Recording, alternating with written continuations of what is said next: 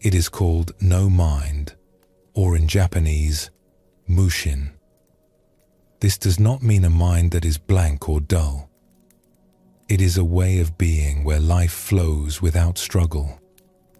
Zen Buddhism teaches that this flowing way of being is available to us far more often than we realize. Before we begin, feel free to share what time it is and where you're listening from. We spend so much of our lives caught in thought. The thinking mind works constantly, believing it must figure everything out, control every outcome, prepare for every possibility. And in all this effort, we grow tired. We lose touch with the simpler way of being. Zen Buddhism offers another possibility. Not the absence of mind, but a mind that does not cling. When the thinking mind relaxes its grip, something else emerges. A kind of peace and natural wisdom that knows how to meet each moment without struggle. The masters who discovered this truth left us stories and teachings that point the way. As we move through these teachings tonight, allow your breath to find its own rhythm. Let your body settle wherever it is resting. There is nothing you need to figure out. Nothing you need to hold on to. The stories will unfold on their own, carrying you deeper into rest with each one. Simply listen and let these ancient stories carry you toward that quiet place where the mind can finally rest. Let's begin our journey together.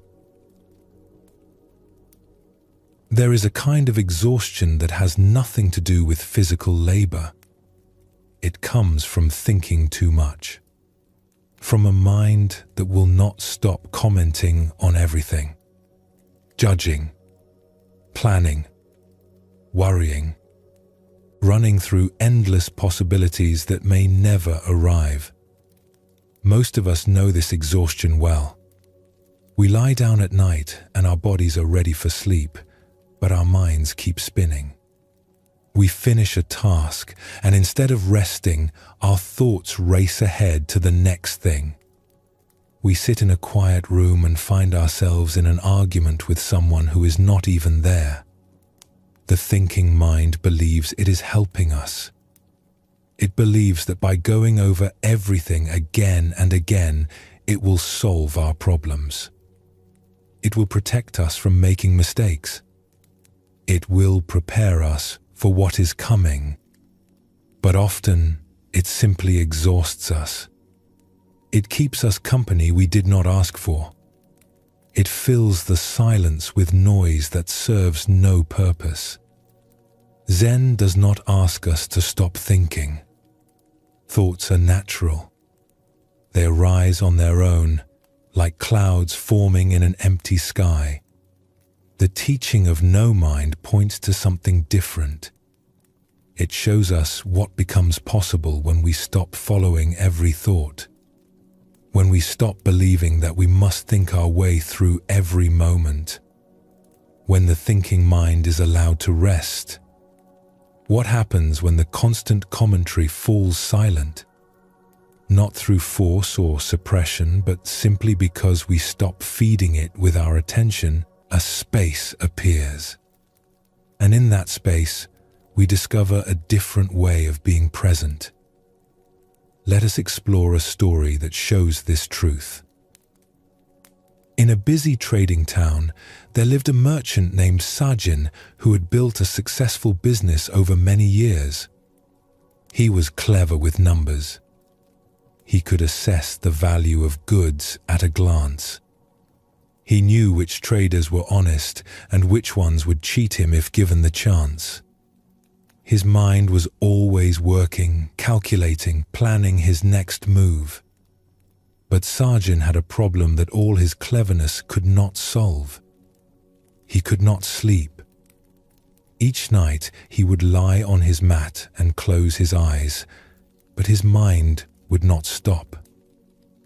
It reviewed the day's transactions. It worried about shipments that might be delayed.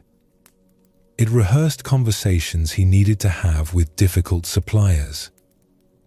It calculated and recalculated figures he had already checked 3 times.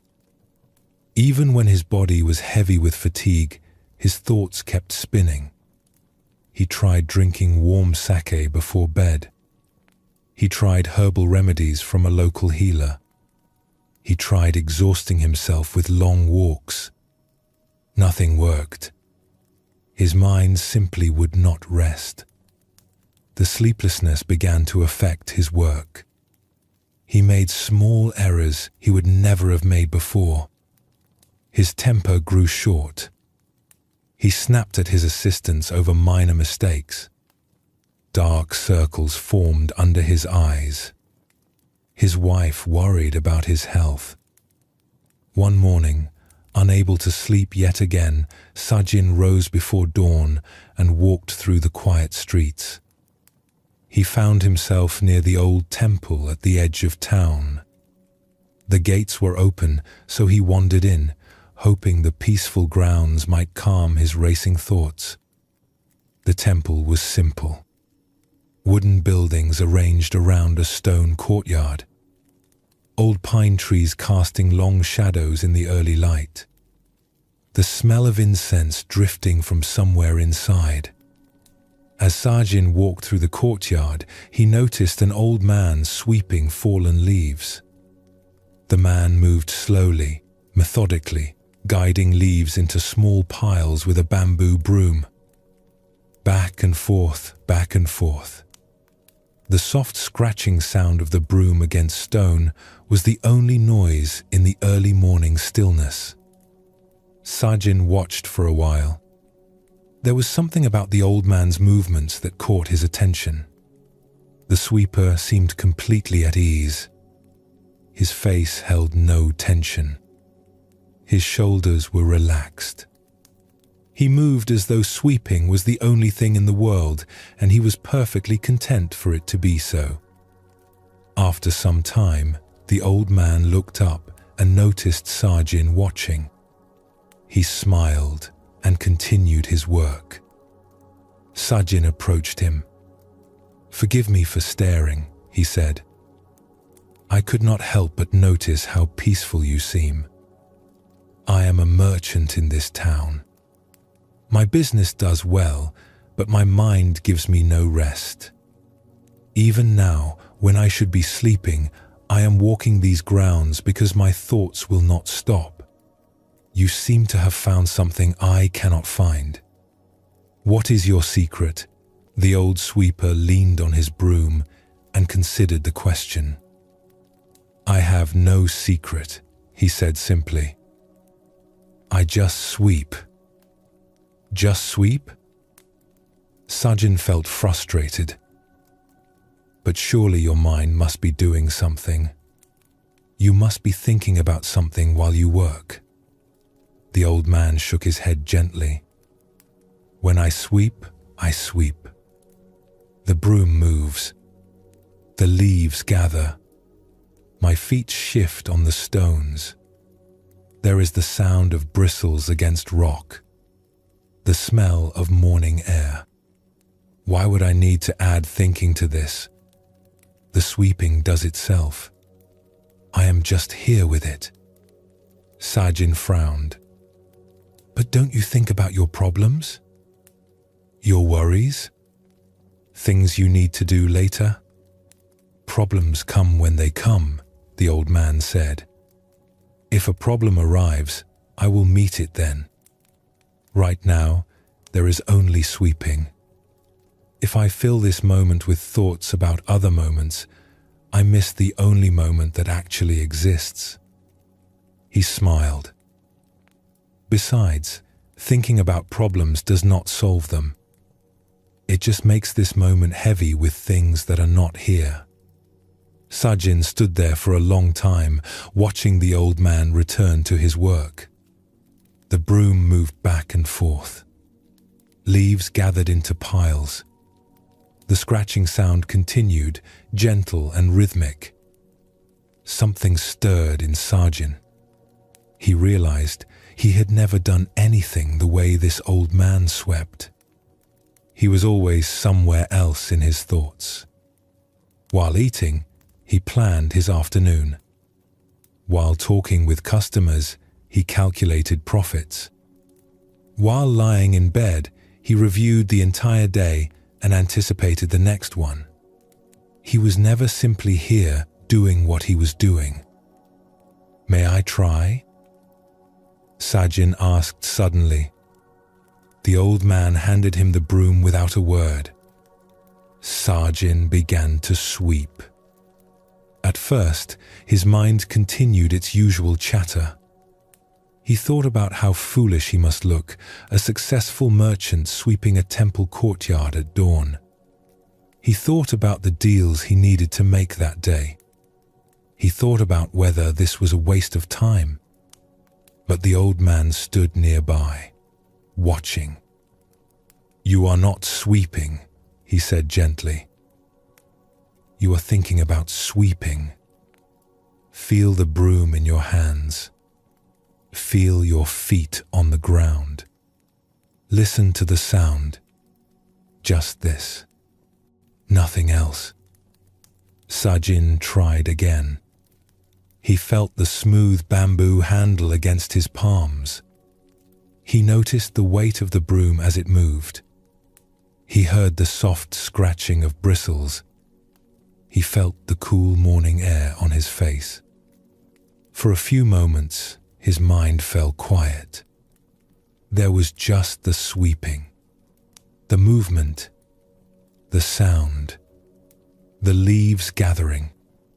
And in those moments, Sajin felt something he had not felt in years. A simple peace. Not the peace of having solved all his problems, but the peace of not carrying them for a moment. The thoughts returned, of course. They always do. But now Sajin had glimpsed something. He had tasted a moment without the constant commentary. He understood, if only briefly, what the old man meant.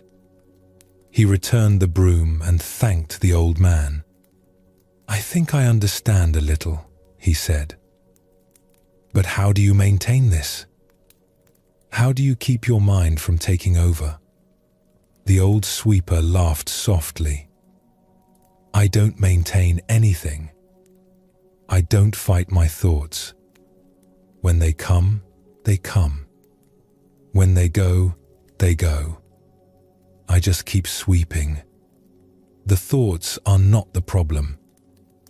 Believing I must follow every thought, believing I must solve everything with thinking, that is what creates the tiredness you describe." He picked up his broom and resumed his work. "Your mind is not your enemy.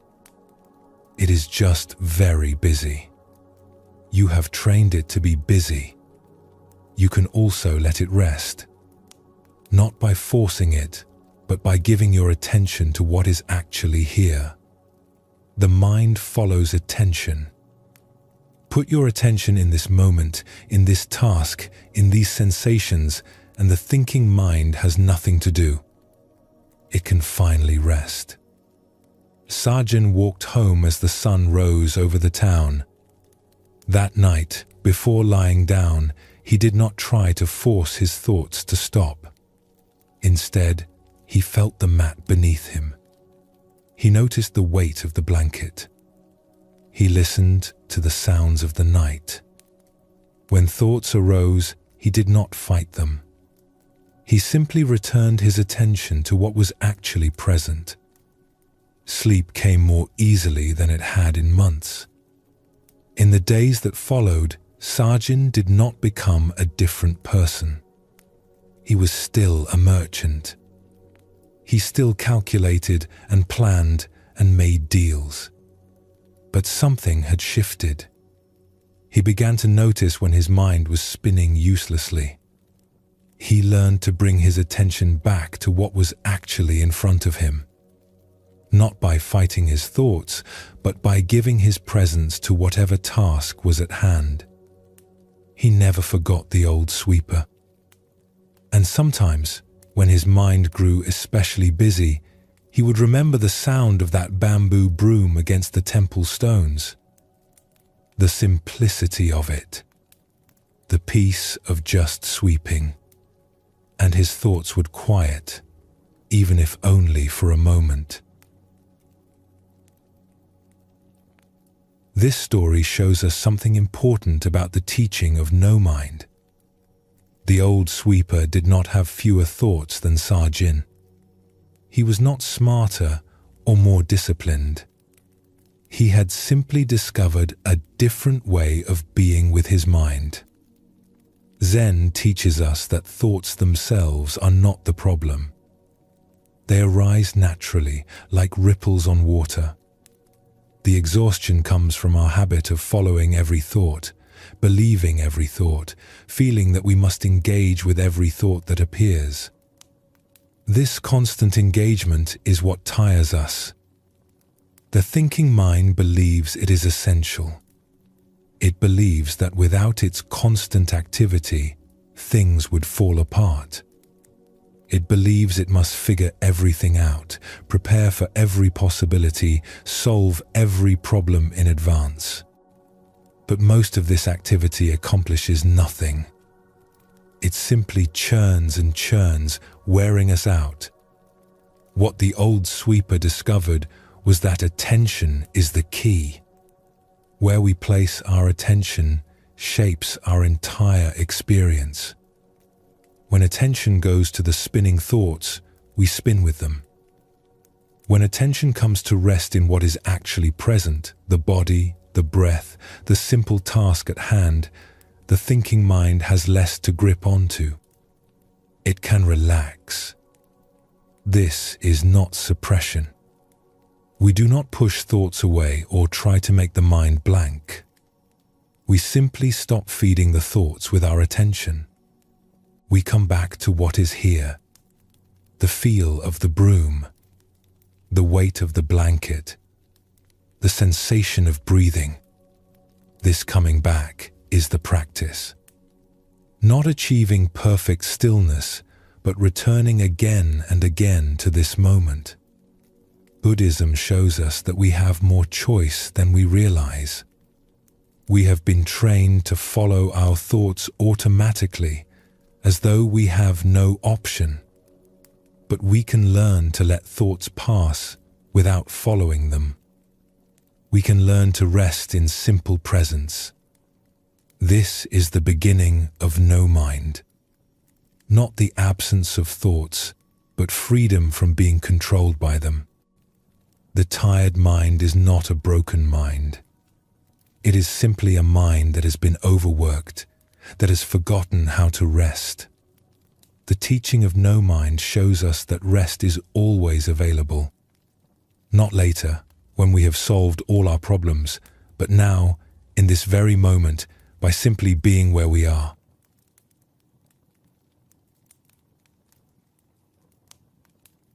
Let us explore another story that reveals more of this truth.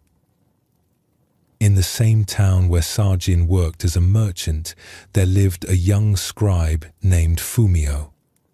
He worked in a government office, copying official documents by hand. His brush must form each character perfectly. There was no room for error. A mistake could change the meaning of a contract or a legal decree. Fumio took his work seriously. He had trained for years to develop his calligraphy. His teachers had praised his natural talent. When he first began working at the office, his characters flowed onto the paper with grace and precision. But something had changed. Over the past several months, Fumio had begun to struggle. His hand would cramp in the middle of copying a document. His brushstrokes, once smooth and confident, now trembled slightly. He would hesitate before making a stroke, second-guessing himself. The more he tried to focus, the worse it became. He examined his brush. There was nothing wrong with it. He checked his ink. It was the same quality he had always used. He adjusted his posture, his grip, the angle of his paper. Nothing helped. The problem, though Fumio did not recognize it, was in his mind. He had begun to watch himself too closely. Each time he raised his brush, a voice in his head would comment, "Make sure this stroke is straight. Do not press too hard. Remember the last mistake you made. Everyone is counting on you. If you fail, you will lose your position." This constant commentary created tension. His hand tightened. His shoulder hunched. His breath grew shallow. He was no longer writing. He was thinking about writing, worrying about writing, criticizing his writing, all while trying to write.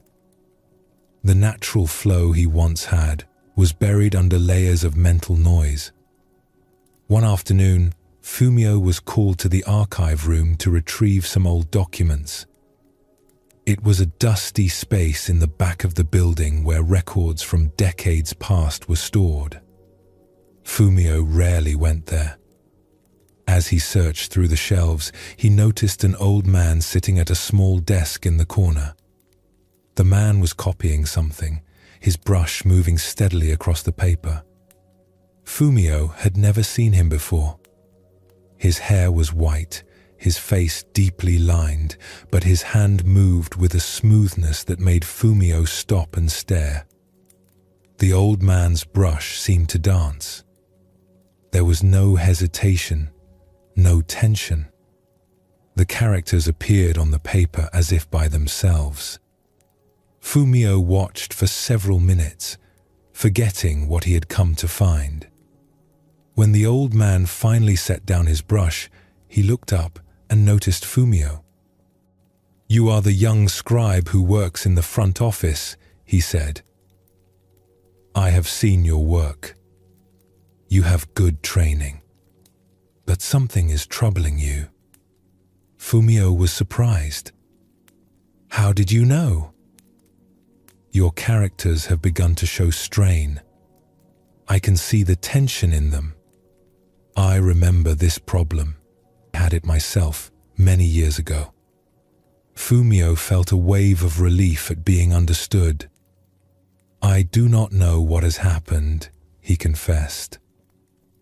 "I used to write easily. Now every stroke is a struggle. My hand cramps. I hesitate. I make mistakes I never would have made before. I have tried everything."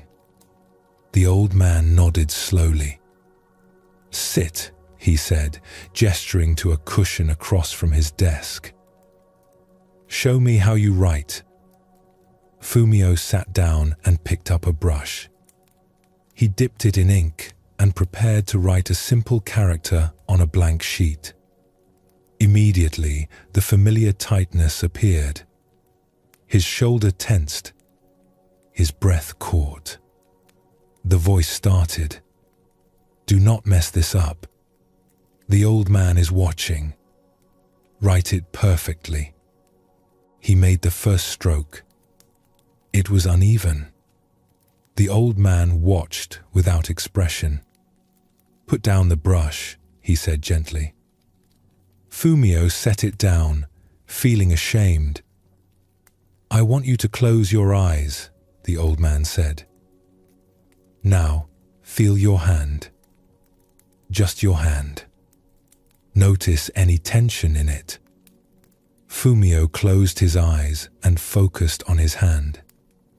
It was tight, almost clenched. He had not noticed. "Now, feel your arm. Your shoulder, your breath." Fumio noticed tension throughout his body. His shoulders were raised. His breathing was shallow. He was holding himself like someone preparing to fight. "This is your problem," the old man said. "You are not writing with your body. You are fighting with your mind. Your hand knows how to form these characters. You trained it for years, but you do not trust it anymore. You think you must control every tiny movement with your thoughts. This creates the tension. The tension ruins the stroke. Fumio opened his eyes. But how can I write well if I do not pay attention to what I am doing? There are two kinds of attention, the old man explained. One is the thinking mind trying to control everything. This is what you have been doing. It watches and judges and interferes.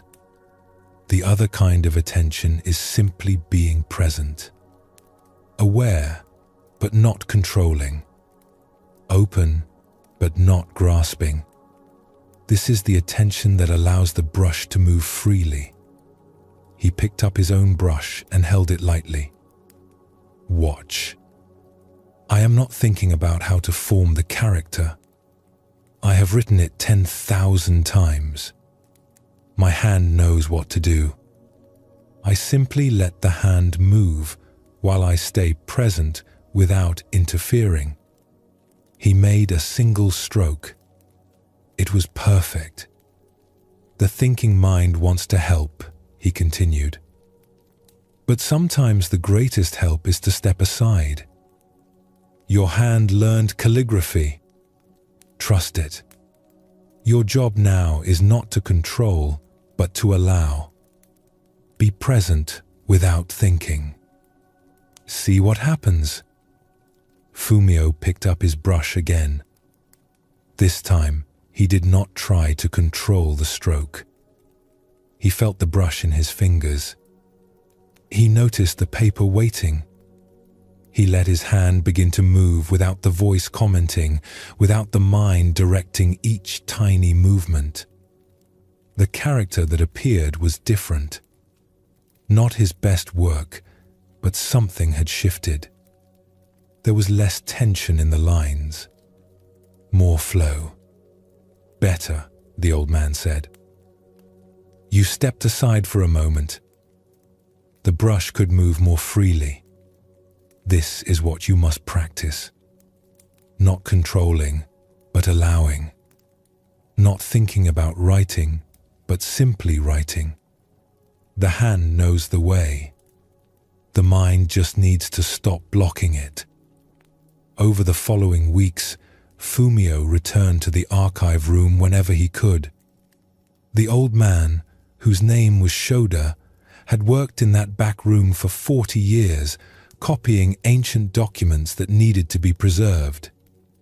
He had discovered through decades of practice what Fumio was only beginning to understand. When I was young like you, Shoda told him once, I also thought that thinking harder would make me write better. I analyzed every stroke. I criticized every mistake. I tried to improve through mental effort. And the harder I tried, the worse I became. It took many years to learn that the mind is not always our friend at the brush. Sometimes the kindest thing the mind can do is simply rest. Gradually, Fumio's calligraphy began to return to what it once was. And then it became something more.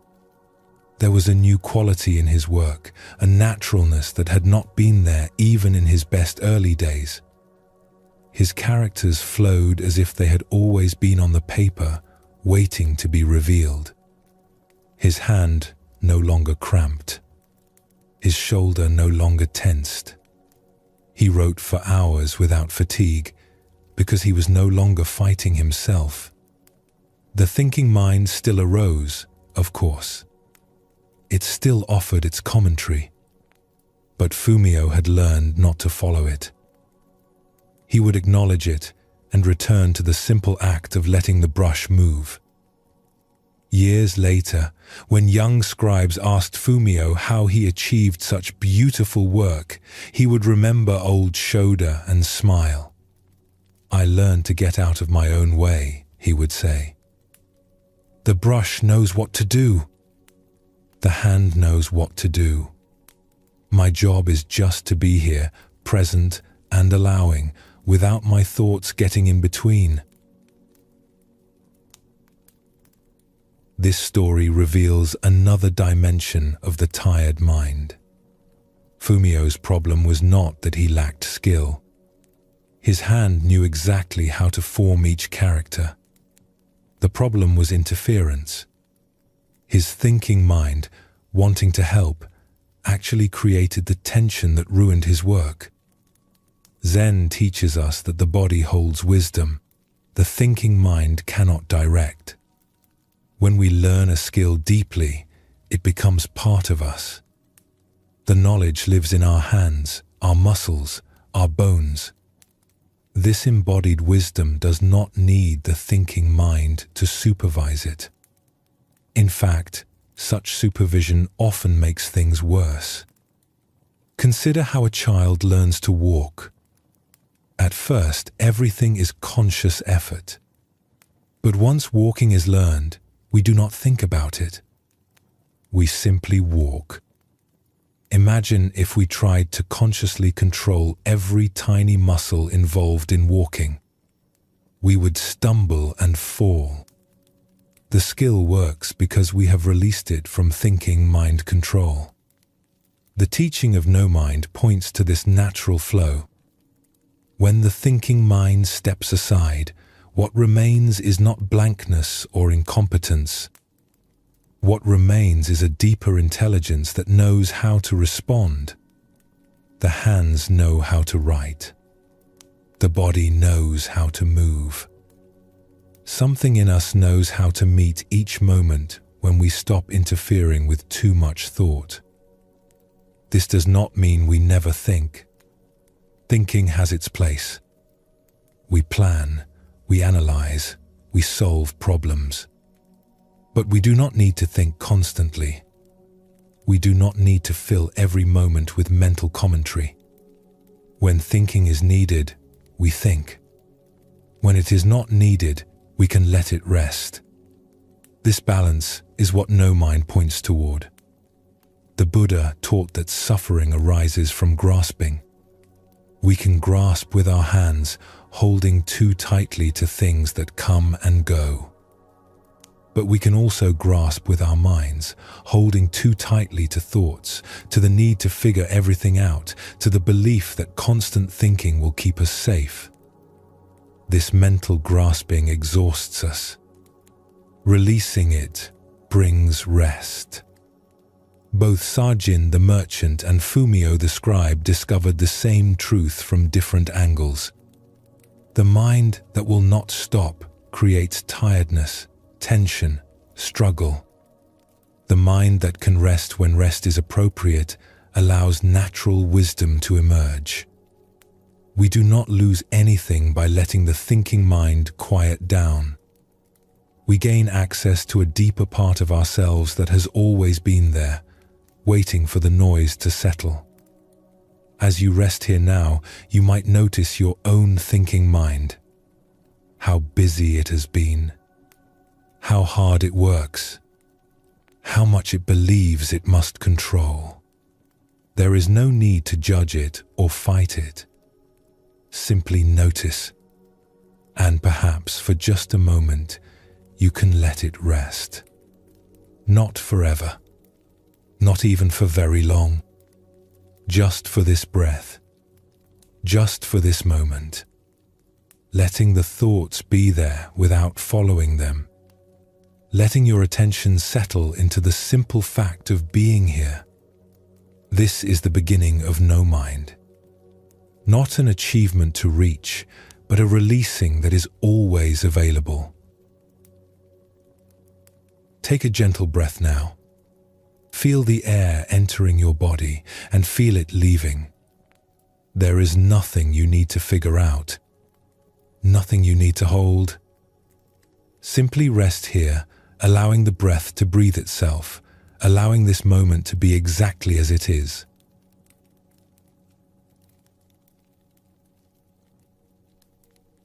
We place great trust in our thinking minds. We believe that if we can understand something with our thoughts, we truly know it. We analyze, we reason, we figure things out. This is how we were taught to learn. This is how we believe knowledge works. But there is another kind of knowing that lives deeper than thought. It lives in our hands, in our bodies, in the quiet intelligence that does not need words. Watch a grandmother kneading bread dough. She does not think about how much pressure to apply or when the texture is right. Her hands simply know. This knowing came from years of practice, but it no longer requires thinking. It has become part of her. We all carry this kind of knowledge.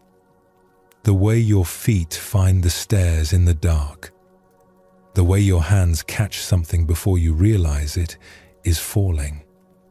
The way your body knows how to balance, how to breathe, how to heal a wound while you sleep. None of this requires the thinking mind.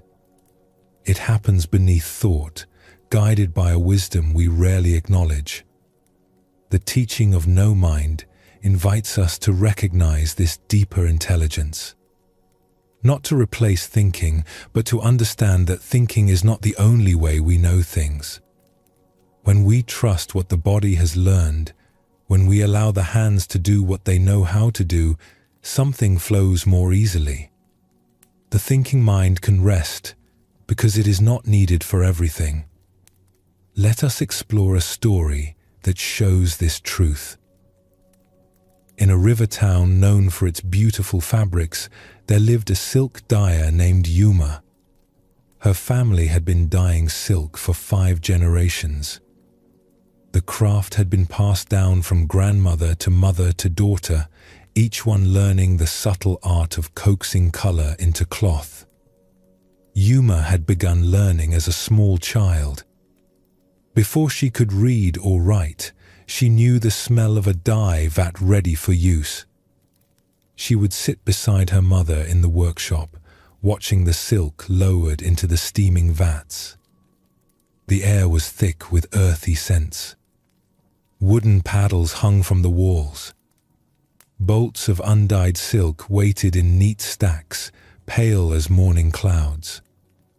She learned to recognize the different plants and minerals that created different colors. Indigo for deep blue, gathered from leaves that had to be fermented for months before they would yield their color. Safflower for red, its petals dried and processed through a dozen careful steps. Gardenia for yellow, boiled until the water turned gold. Each substance had its own temperament, its own requirements, its own secrets. Her mother would guide her small hands, showing her how to feel the silk, how to sense when the fabric had absorbed enough color. "Do not think too much," her mother would say. "Let your hands learn. They are smarter than your head for this work." At first, Yuma did not understand. She tried to memorize rules. She tried to count the seconds the silk stayed submerged. She watched for visible signs that she could name and repeat. But her colors were inconsistent. Sometimes too pale. Sometimes too dark. Sometimes the dye did not hold at all. Then, somewhere in her 10th year of practice, something shifted. She stopped trying so hard to understand. She simply did the work, day after day, and gradually her hands began to know things her mind had never grasped. By the time Yuma was grown, she had become the finest dyer in the region. Merchants traveled from distant cities to buy her silk. Her colors were richer, more lasting, more alive than anyone else could achieve. When people asked her secret, she found it difficult to explain. The truth was, Yuma did not think about dyeing anymore. When she worked, her hands moved on their own.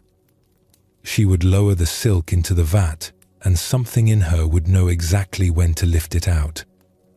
Not from counting, not from watching the color. Something deeper than that. A feeling in her fingers, a sense in her body, a knowing that had no words. One autumn, a scholar named Tadashi came to the town. He was writing a book about traditional crafts and wanted to document Yuma's dyeing techniques. He arrived at her workshop with paper and ink, ready to record every detail of her process. Yuma welcomed him politely and agreed to let him observe.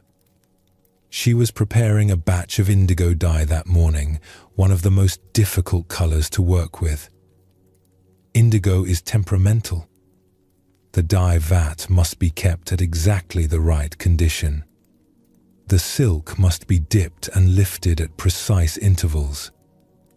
Too long in the vat and the color becomes muddy. Too short and it will not hold. Tadashi watched intently as Yuma prepared the vat. He asked questions constantly. How hot should the water be? How much indigo per measure of water? How do you know when the vat is ready? Yuma tried to answer, but she found his questions difficult. She had never measured the water temperature with an instrument. She simply put her hand near the surface and felt whether it was right. She had never weighed the indigo. She added it until the vat looked correct, until it smelled correct, until something in her said it was enough. But how do you know? Tadashi pressed. There must be some method, some rule you follow. Yuma considered this. When I was young, my mother taught me. She would guide my hands and show me what to feel for. At first, I did not understand. I could not feel what she felt. But after many years, my hands learned. Now they know things I cannot explain with words. Tadashi frowned and wrote something in his notebook. He seemed dissatisfied with this answer. Yuma lifted a piece of silk and lowered it into the indigo vat. She held it beneath the surface, her eyes half closed, her attention somewhere inside her hands. After a time that seemed random to Tadashi, she lifted the cloth out. It emerged looking greenish and dull. It does not look blue, Tadashi observed. Wait, Yuma said. As the silk met the air, something remarkable happened. The greenish color began to shift. Slowly, like dawn breaking, the fabric transformed into the most beautiful deep blue Tadashi had ever seen. It was the color of a summer night sky just after sunset. How did you know when to lift it? He asked, amazed. Yuma smiled. I felt it was ready. But what did you feel? Yuma was quiet for a moment. I do not know how to say it. There is a moment when the silk has taken what it needs. The weight changes slightly. The way it moves in the liquid shifts.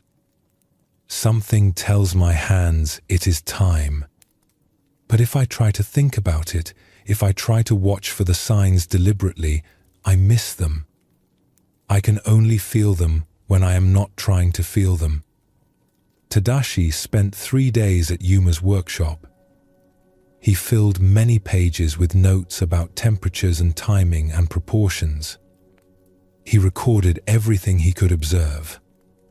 When he left, he believed he understood her technique well enough to teach others. A year later, Yuma heard that Tadashi had published his book.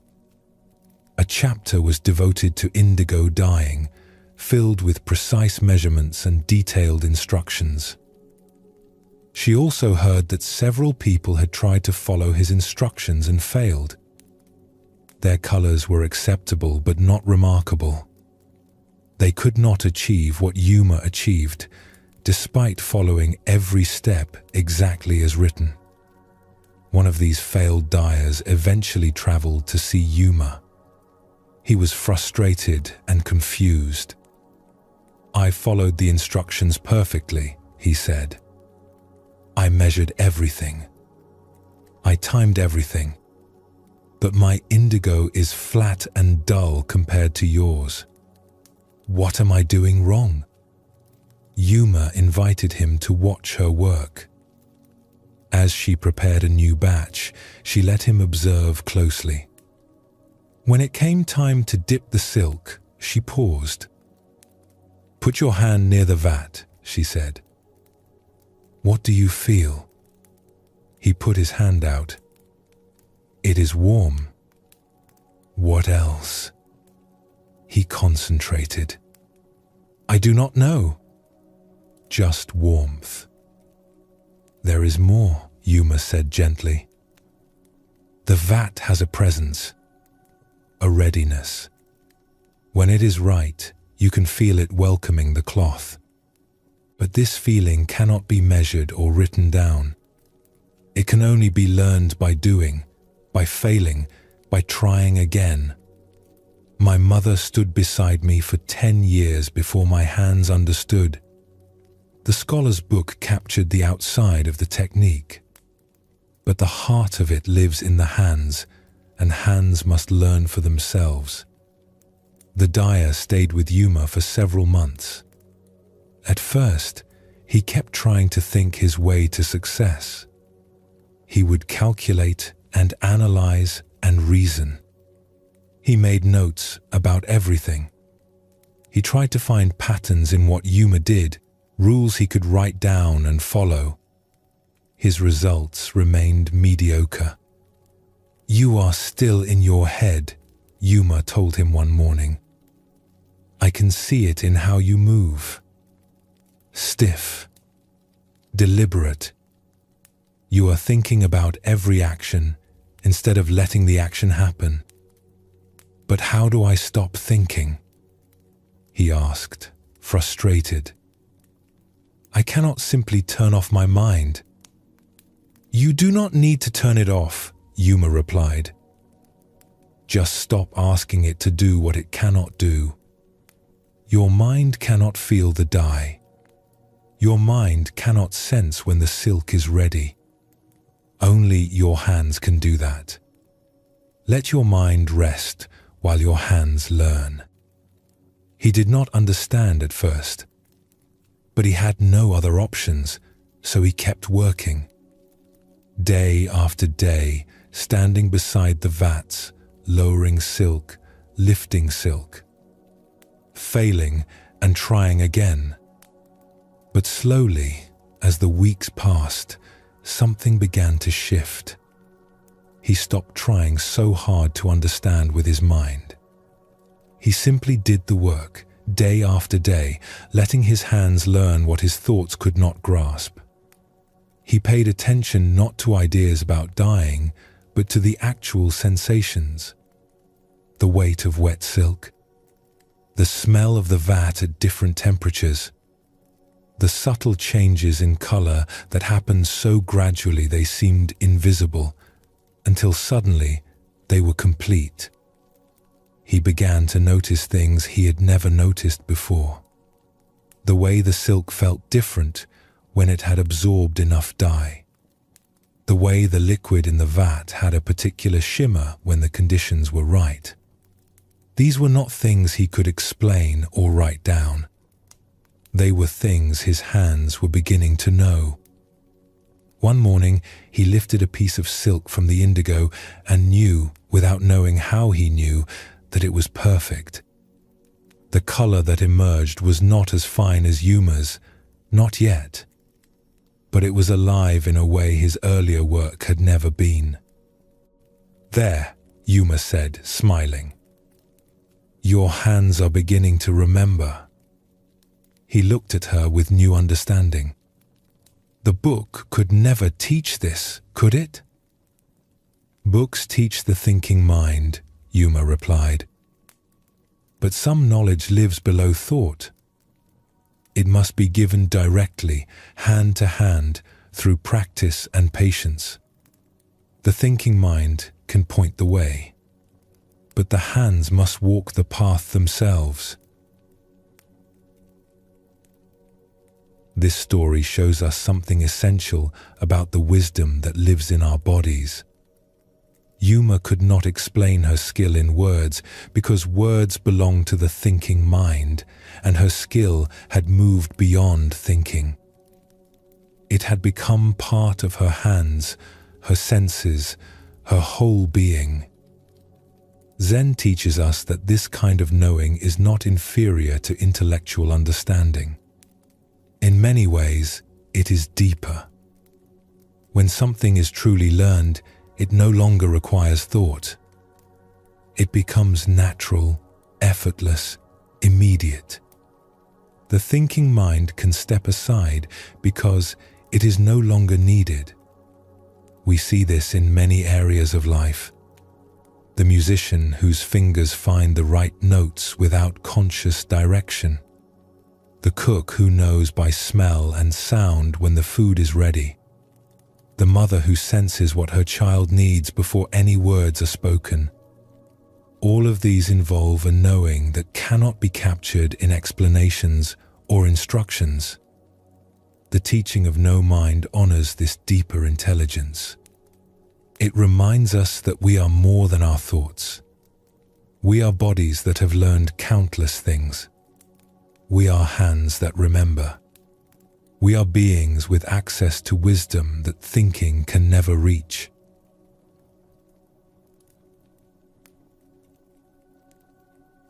Let us explore another story that reveals more of this truth. Along a wide river that was difficult to cross, there lived a ferryman named Tomo. He had been born blind. He had never seen the river he crossed every day, never seen the passengers who rode in his boat, never seen the far shore he aimed for with each journey.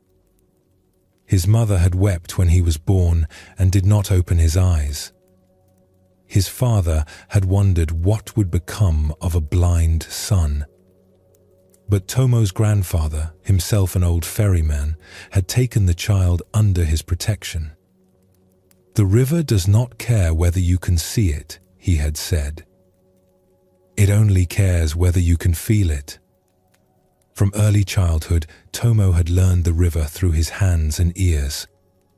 His grandfather would take him out on the boat and describe nothing of what he saw. Instead, he would place Tomo's hands on the pole and say, "Feel that? The current is pushing us toward the sandbar. Adjust." He would fall silent during a crossing and then ask, "Where are we now? What is the water telling you?" At first, Tomo could feel nothing but confusion.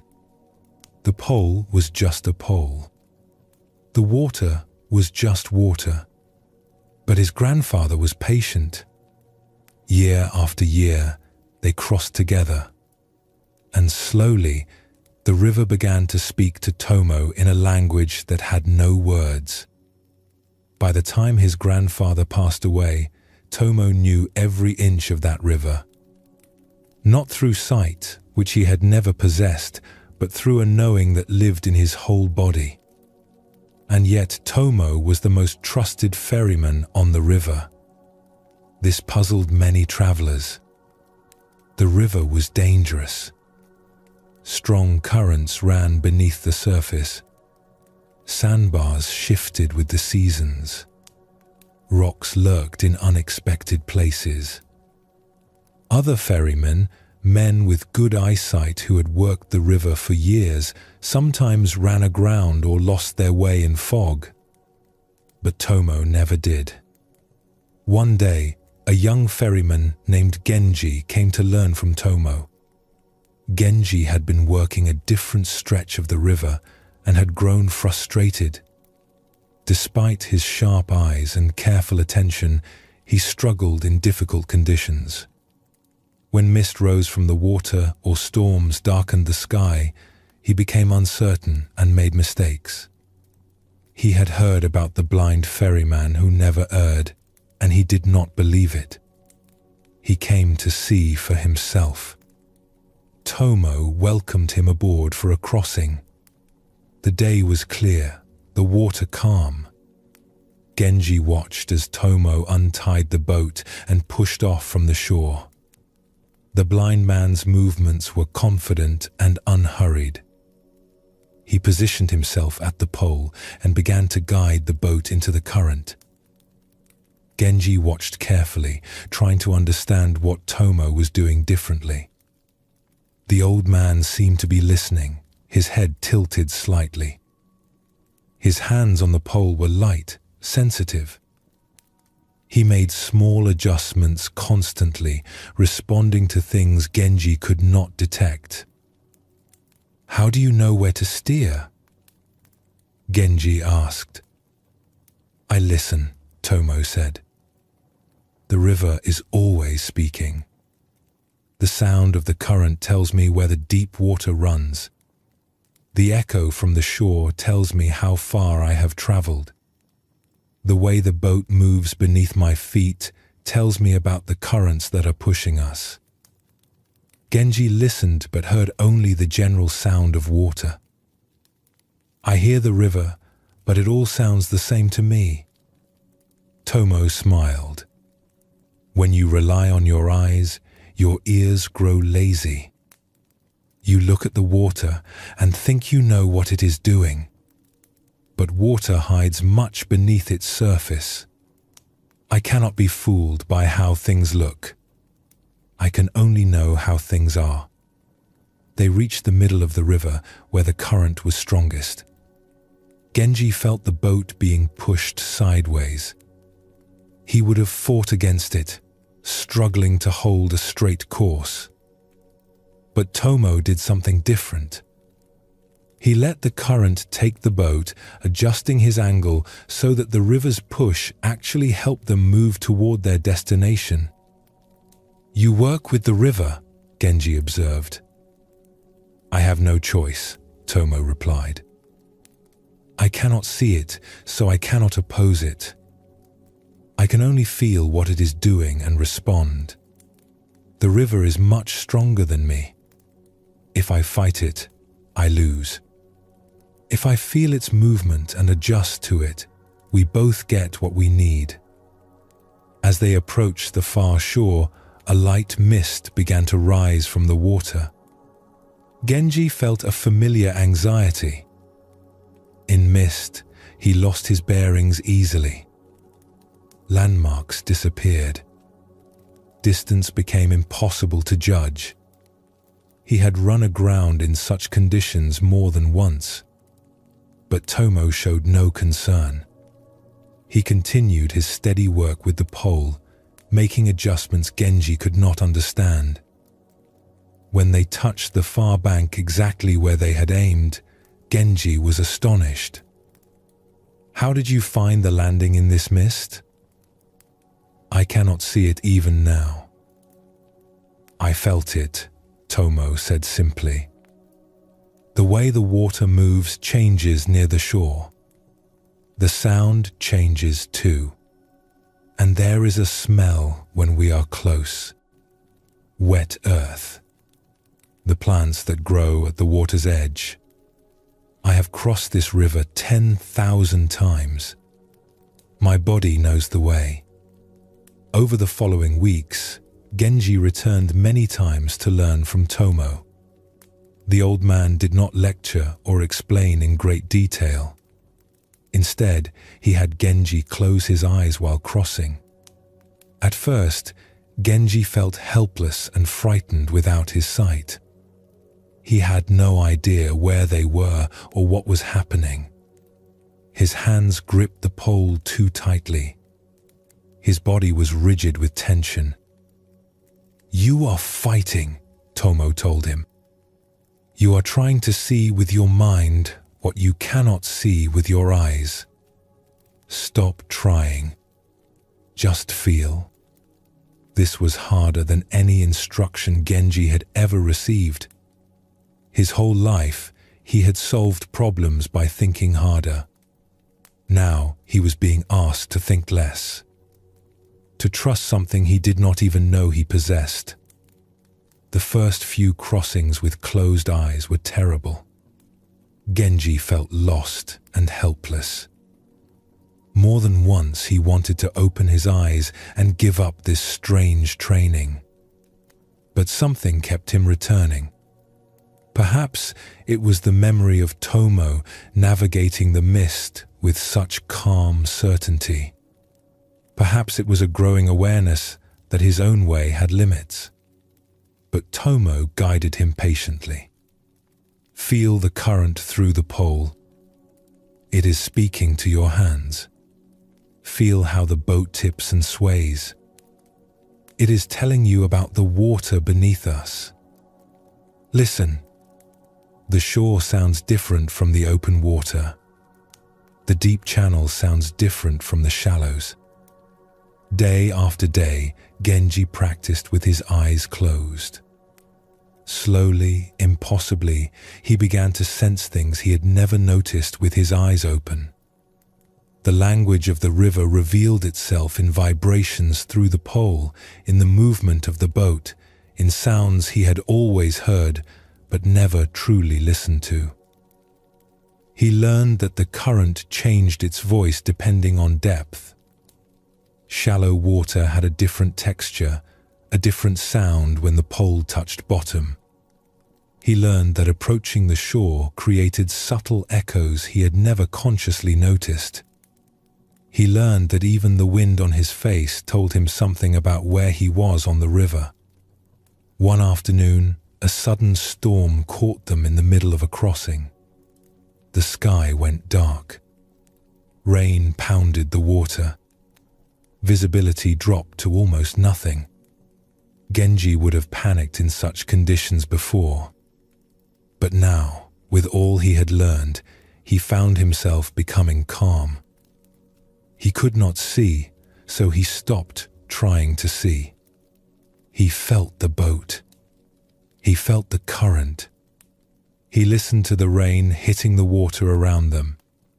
And somehow, from all these sensations, he knew which way to go. They reached the shore safely. Genji opened his eyes as the rain began to ease. His hands were trembling, but not from fear. From something else. From amazement at what his body had known how to do. I could not see anything, he said to Tomo. But I knew where we were. I knew what to do. How is this possible? Your eyes are useful, Tomo said gently. But they have made you forget your other senses. They have made you think that seeing is the only way of knowing. Now you are beginning to remember what your body always knew. The knowing that does not need sight. The wisdom that comes through the hands, the ears, the skin, the whole being. Genji returned to his own stretch of river, a different ferryman. He still used his eyes. He was not blind, and sight remained helpful. But he no longer relied on vision alone. He felt the river now. He listened to it. He sensed things beneath the surface that his eyes could not show him. And in difficult conditions, when mist or darkness took his sight away, he no longer became helpless. He simply shifted his attention to the knowing that lived in his body, the knowing that did not depend on seeing. The river still spoke to him, even when he could not see it. His hands still remembered the way.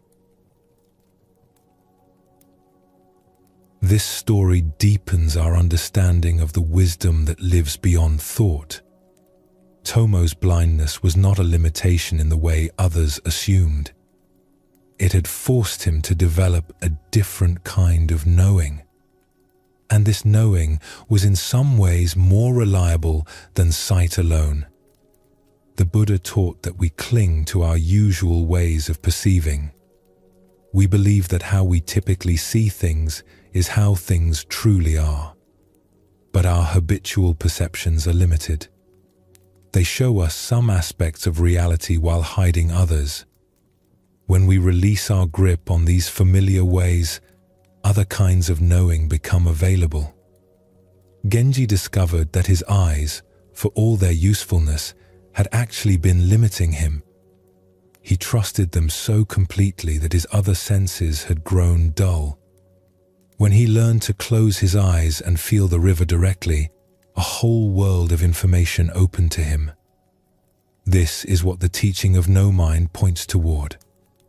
Not the rejection of our usual capacities, but the recognition that they are not the only capacities we have. The thinking mind is valuable, but it is not the only kind of intelligence we possess. The body knows things. The senses know things.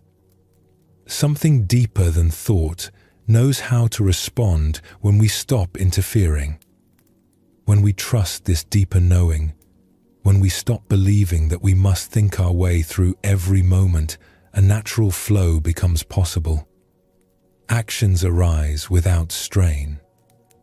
Responses come without hesitation. Life moves through us more easily because we are no longer blocking it with excessive mental effort. Take a gentle breath now. Feel your body resting where it is. Notice the quiet intelligence that keeps your heart beating, your lungs breathing, your blood flowing. None of this requires your thinking mind. It happens on its own, guided by a wisdom deeper than thought. Rest in that wisdom now, allowing it to hold you.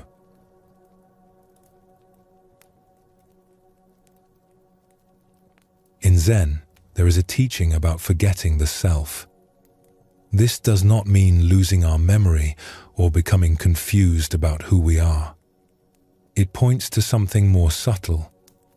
There is a part of us that watches everything we do. It comments. It judges. It worries about how we appear to others. This watcher creates a kind of split inside us. One part acts, another part observes and evaluates the action. Zen shows us that when this watcher dissolves, even for a moment, something remarkable happens.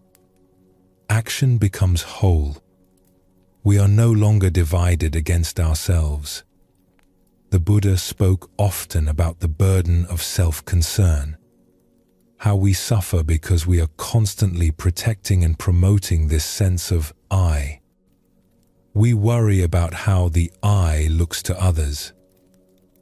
We fear that the I will fail or be embarrassed. We compare our I to other people and feel either superior or inadequate. All of this mental activity creates tension and separation. It pulls us out of direct experience and into a story about ourselves having the experience. Buddhist practice invites us to investigate this self that seems so solid. When we look closely, we find it is more like a process than a thing. Thoughts arising and passing. Sensations coming and going. A constant flow that we have mistaken for something fixed. When we stop clinging to this constructed self, when we forget to maintain it even for a moment, we discover a freedom that was always available. This forgetting is not something we force. We cannot try hard to forget ourselves. That very trying comes from the self that wants to achieve something. Instead, forgetting happens naturally when we become fully absorbed in what we are doing. The musician lost in the music. The gardener lost in the garden. The child lost in play. In these moments, the watcher disappears because attention has become complete. There is just the activity, happening by itself. This is what Zen calls no mind in action. Not the absence of awareness, but awareness without a watcher standing apart. Let us explore a story that shows this truth. In a mountain village known for its musical traditions, there lived a young man named Kira who played the bamboo flute. He had studied since childhood, and his teacher often praised his natural gift. When Kira played alone, in the forest or by the stream near his home, the music that came from his flute was beautiful beyond words. It seemed to arise from somewhere deeper than technique. Birds would stop their own songs to listen. The wind itself seemed to pause. But Kira had a problem that caused him great suffering. Whenever other people were present, his playing changed. His fingers, so fluid and sure when he was alone, became stiff and hesitant. His breath, so natural and full in solitude, grew shallow and tight. The music that had flowed so freely would stumble and falter. It was not that he played badly in front of others. His technique remained correct. The notes were accurate. But something essential was missing. The aliveness that filled his solitary playing disappeared completely. What remained was competent but empty, like a flower made of paper instead of one that had grown from the earth. Kira tried everything he could think of to overcome this difficulty. He practiced more hours each day, rising before dawn to play until his fingers ached. He performed for small groups of friends and family, hoping to grow accustomed to being watched. He stood before mirrors and played to his own reflection, trying to become comfortable with being seen. He told himself firmly that there was nothing to fear, that the listeners wanted him to succeed, that he had played perfectly 1,000 times alone and could do so again. None of it helped. The moment he became aware of listeners, something clenched inside him, and the music died. It was as if two different musicians lived inside the same body. One who could play with effortless beauty, and one who could barely remember how to hold the flute. The suffering this caused him was considerable. Music was his life. It was what he had been born to do.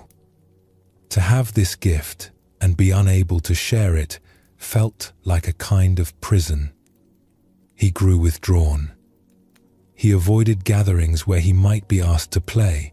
He began to wonder if he should give up music entirely and find some other way to live.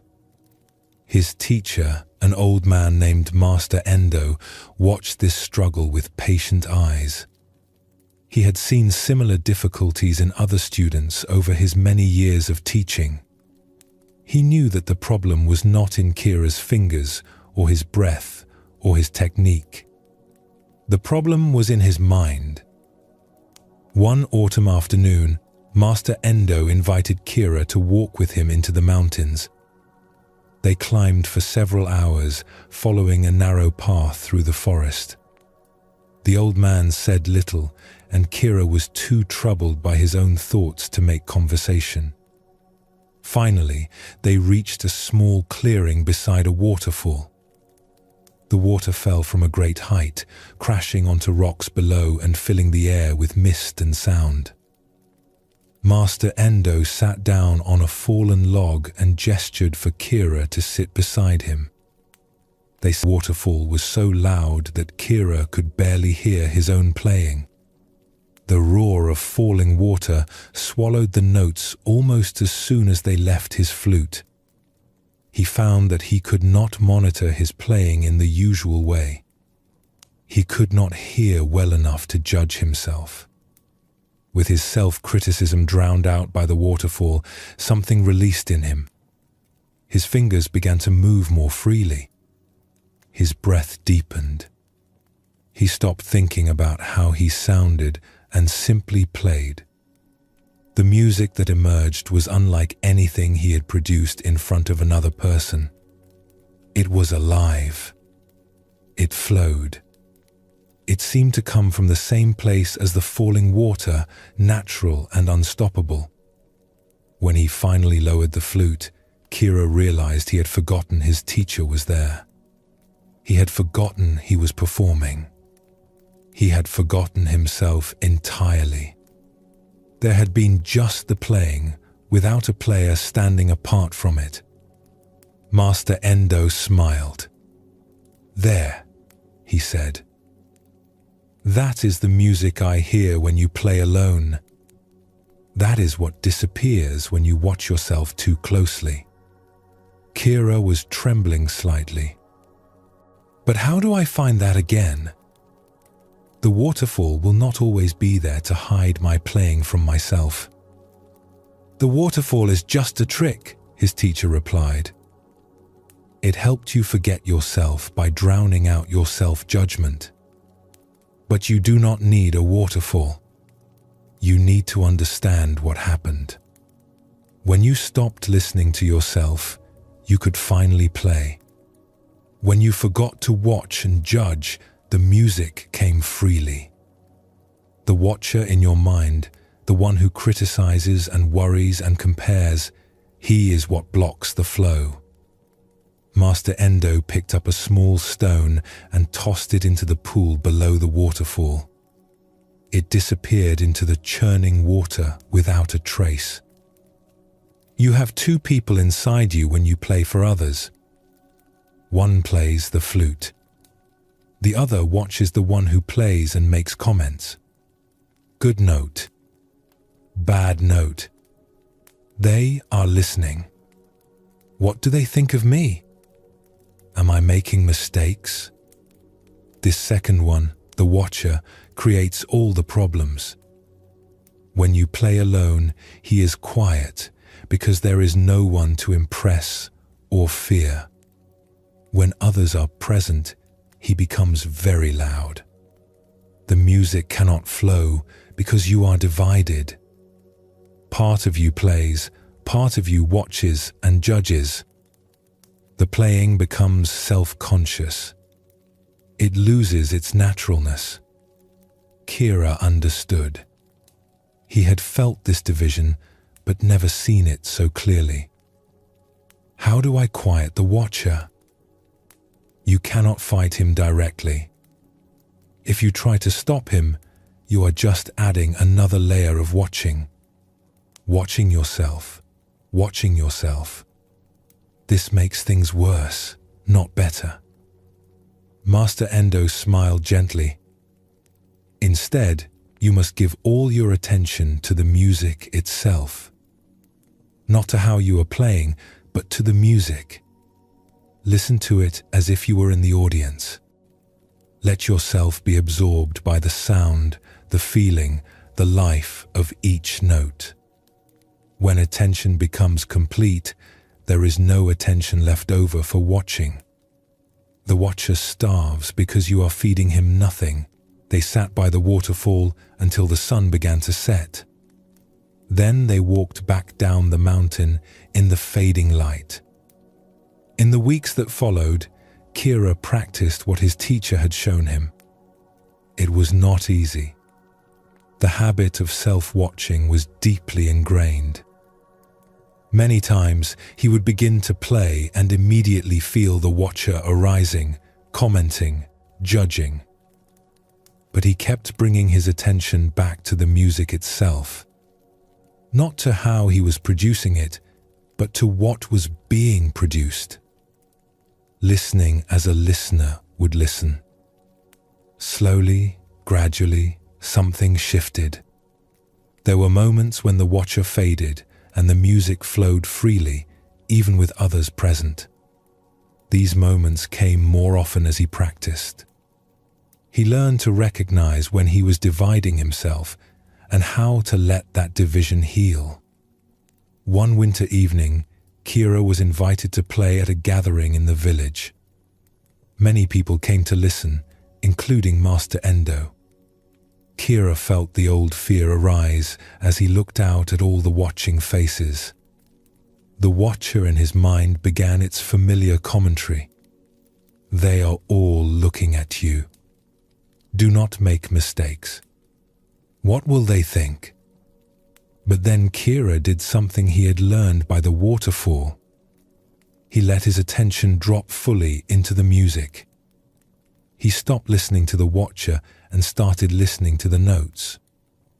The first phrase flowed from his flute, and he let himself be absorbed by it, as if he were hearing it for the first time, as if someone else were playing.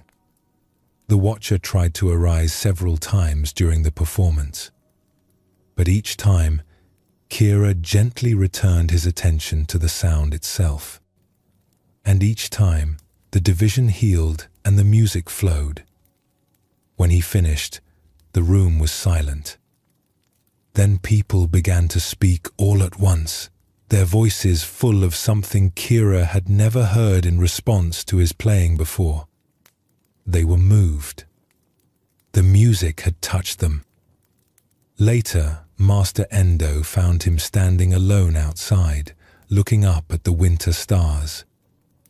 "Tonight you forgot yourself," the old teacher said. The music played itself. "You were not in the way." Kira nodded. He felt different somehow. Lighter. "I think I understand now. When I stop watching myself, the self is not a problem. It was never my playing that was blocked. It was my attention to my playing. When I attend to the music instead of to myself making music, everything flows."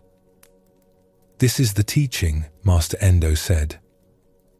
In music, in life, in everything. The self that watches and worries creates separation. When we forget this self, even for a moment, we become whole. The flute plays the flute. The music makes itself. We are not doing it. We are just here, allowing it to happen. This story shows us what Zen means by forgetting the self. Kira did not become a different person. He did not lose his memory or his identity. He simply stopped standing apart from his own experience, watching and judging. When he forgot to maintain that separation, when his attention became fully absorbed in the music rather than in himself making music, the natural flow returned. We can recognize this experience in our own lives. Those moments when we were so engaged in something that we lost track of time. When we looked up and hours had passed without our noticing. In those moments, the watcher was absent. We were simply doing what we were doing completely.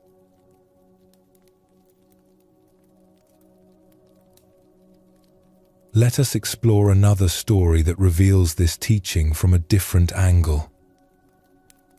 In a region known for its ancient temples, there lived a stonecutter named Hiro who carved statues for the temple grounds. He had learned his craft from his father, who had learned from his father before him. For 3 generations, their family had shaped stone into images of the Buddha, of bodhisattvas, of protective guardians. Hiro was skilled at his work. He knew how to read the stone, how to find the lines of strength and weakness hidden within each block. His technique was sound, his tools well maintained, his knowledge of the traditional forms complete. The statues he produced were correct in every proportion and detail. But something was missing. Hiro felt it, though he could not name it. When he looked at his finished work, it seemed somehow empty. The forms were right, but they did not live. They looked like statues. They did not look like beings captured in stone. Customers were satisfied. Temples accepted his work and paid him well. Other stonecutters respected his skill. By all outward measures, he was successful. But Hiro knew the truth. His statues were shells. Beautiful shells, perhaps, but empty of whatever made the old masterworks so powerful. He had seen work by the old masters that was different. Statues carved centuries ago that still seemed alive. Faces that held genuine compassion. Hands that seemed about to move. There was a Buddha at the temple in the next valley that had been carved 400 years ago. Hiro had traveled there many times just to sit before it. That stone face radiated something his work never achieved. Peace. Presence. A sense that the Buddha was not represented by the stone, but actually lived within it. Something in those ancient carvings transcended mere craft. Hiro did not know how to achieve it, though he tried for many years. He studied the old techniques. He examined the ancient works closely, looking for secrets in the chisel marks. He prayed for guidance. Nothing changed. His work remained technically excellent and spiritually dead.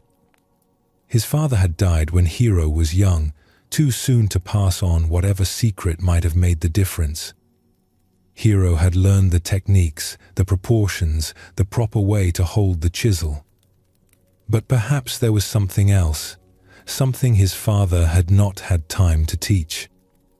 One spring, Hiro received a commission to carve a large Buddha for a new temple hall. It was an important commission, the kind of work that could establish his reputation or expose his limitations. He chose his stone carefully, a beautiful block of granite with subtle grey-blue coloring. He prepared his tools. He made his plans. Then he began to carve. The work proceeded as it always did. Competent but lifeless. Hiro grew frustrated. He could see in his mind what the statue should be. He could see the serenity, the presence, the compassion that should shine from the Buddha's face. But his hands could not produce it. The features emerged correctly formed but somehow dead. Then, in the middle of the project, Hiro received terrible news. His old teacher, Master Genshin, the man who had guided his training after his father's death, had fallen ill and was dying. Hiro left his work immediately and traveled to his teacher's bedside. He arrived just in time. Master Genshin was weak, his breath labored, but his eyes were clear. Hiro sat beside him through the night, holding his hand, saying little. There was nothing to say. They had already said everything important over the years of working together. Now, there was just presence. Being there together as the hours passed. Near dawn, Master Genshin spoke for the last time. You carve well, he whispered. But you try too hard. You are in the way of the stone. Before Hiro could ask what he meant, his teacher was gone. Hiro returned to his workshop in a state of deep grief. The unfinished Buddha stood there waiting, the face still emerging from the granite. But Hiro could not work. He sat in his workshop and wept. He walked through the forests and felt the absence of his teacher in every beautiful thing he saw. He could not eat. He could not sleep properly. He was lost in sorrow. The workshop that had always felt like home now felt hollow. His tools lay where he had left them. Dust settled on the unfinished stone. Hiro would sometimes enter the workshop and stand before the Buddha, chisel in hand, but he could not make himself work. The stone seemed to mock him. It waited for hands that had lost their will to shape it. Days passed, then weeks. The temple officials sent messages asking about the progress of their Buddha. Hiro could not respond. The grief had swallowed him. He thought often about his teacher's last words. "You try too hard. You are in the way of the stone." What did it mean? Hiro had always believed that trying hard was the path to excellence. That watching his work carefully would help him improve. That being in control was necessary for creating something beautiful. Had his teacher seen something different? Some flaw in his approach that had been invisible to Hiro himself? One morning, without any decision to do so, Hiro found himself standing before the unfinished statue. A chisel was in his hand. He did not remember picking it up. He did not remember walking to the workshop. The grief was so heavy that it had become a kind of fog, and he moved through it without awareness. He began to carve. He was not thinking about carving. He was not thinking about technique or proportion or how the statue should look. His mind was empty of everything except grief. The loss of his teacher filled him completely. There was no room for anything else. No room for the voice that usually commented on his work. No room for the watcher who evaluated each stroke. Just sorrow and hands that moved. His hands moved. The chisel struck the stone. The sound echoed in the empty workshop. Hours passed. Hiro did not notice. He was not watching himself work. He was not evaluating each stroke. He was simply there, moving, carving, the grief flowing through him and somehow into the stone. Tears ran down his face, and he did not wipe them away. The chisel kept moving. The stone kept yielding. When he finally stopped, the sun was setting. Hiro stepped back and looked at what he had done. The face of the Buddha looked back at him. It was alive. There was no other word for it. The stone face held a presence that none of his previous work had ever achieved. The expression was serene but not empty.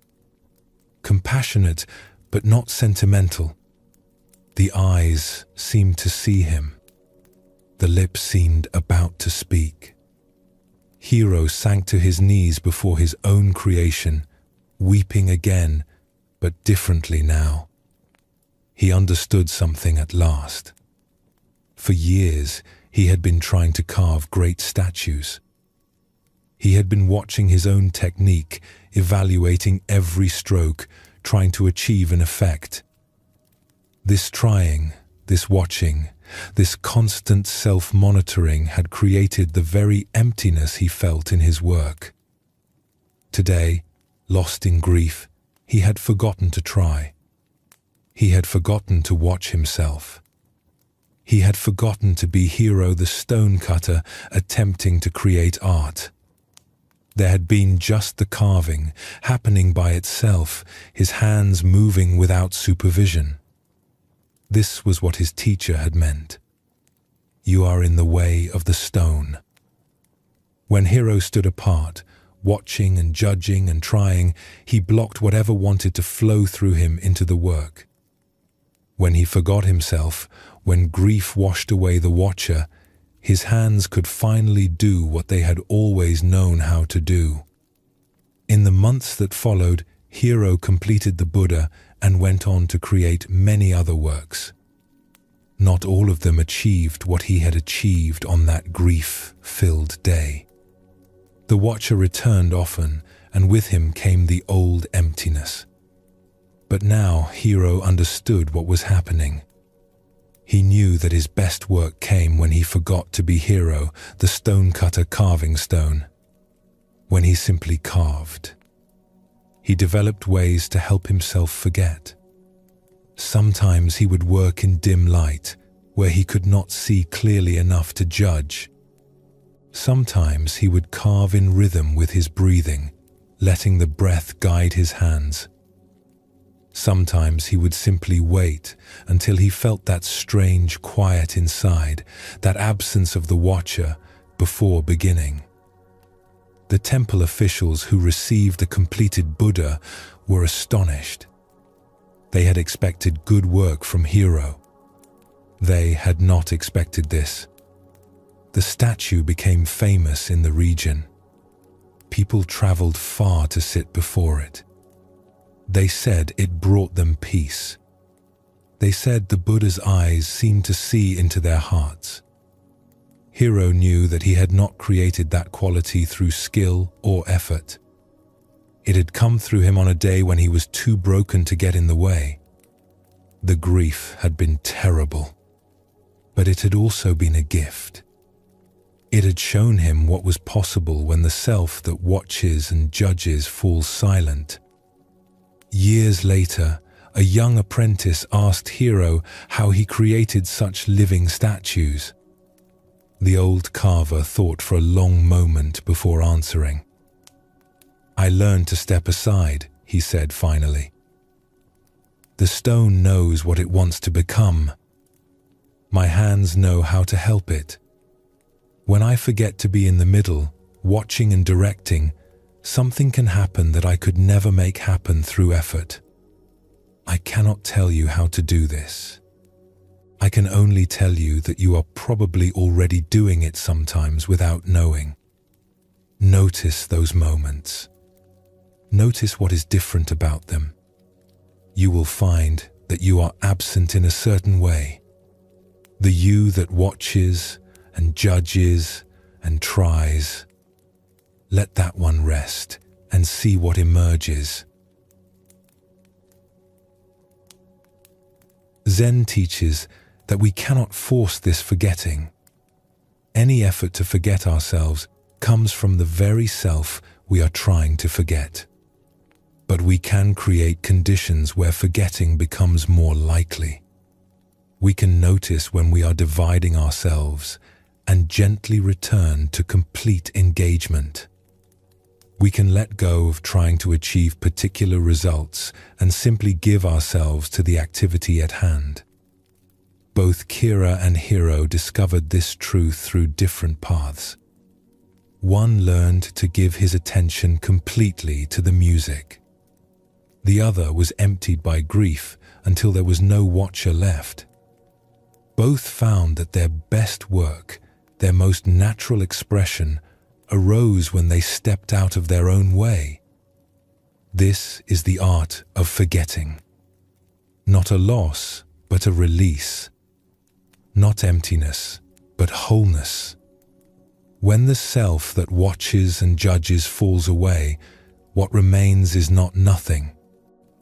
What remains is life, flowing naturally, doing what it has always known how to do. Take a gentle breath now. Feel yourself resting here. Notice if there is a part of you watching yourself rest, commenting on how it is going. And if there is, let that be okay too. Simply notice and return your attention to the breath itself. The simple sensation of air moving. This moment, happening by itself, without anyone needing to manage it.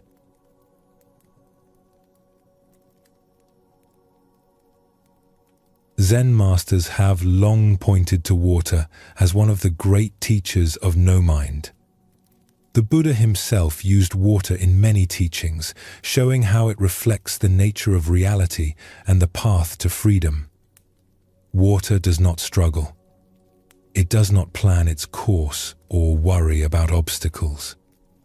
It simply flows, responding to whatever it meets with a kind of effortless intelligence.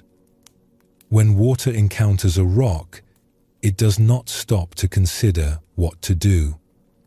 It does not become angry at the obstruction or anxious about finding a way around.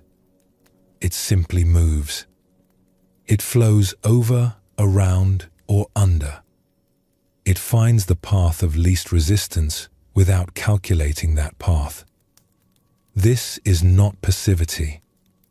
Water is enormously powerful. It carves canyons through solid rock.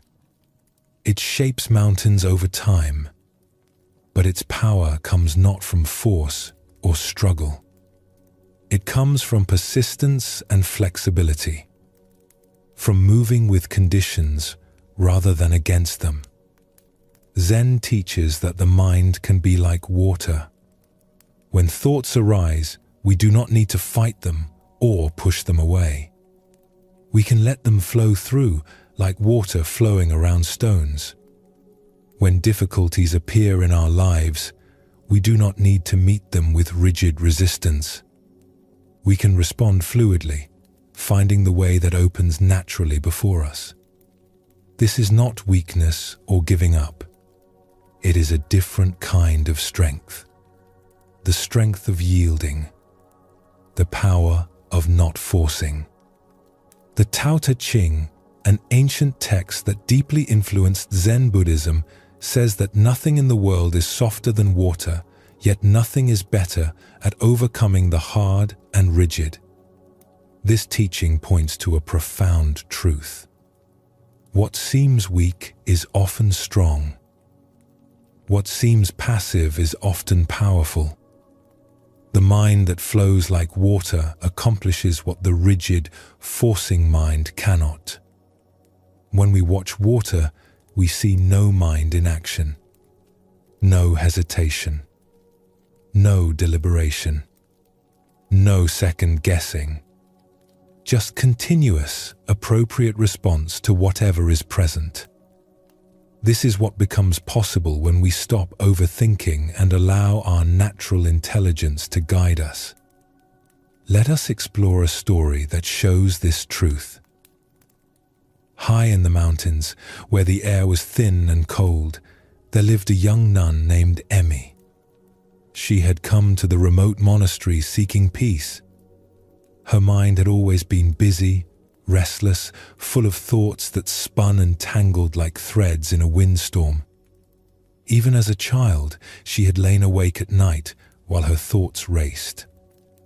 Even in the quietest moments, her mind had chattered on, commenting, worrying, planning, remembering. She hoped that the quiet of the mountains and the discipline of monastic life would bring her the stillness she craved. Surely, she thought, if she removed herself from the noisy world, if she devoted herself to meditation and simple living, her mind would finally calm.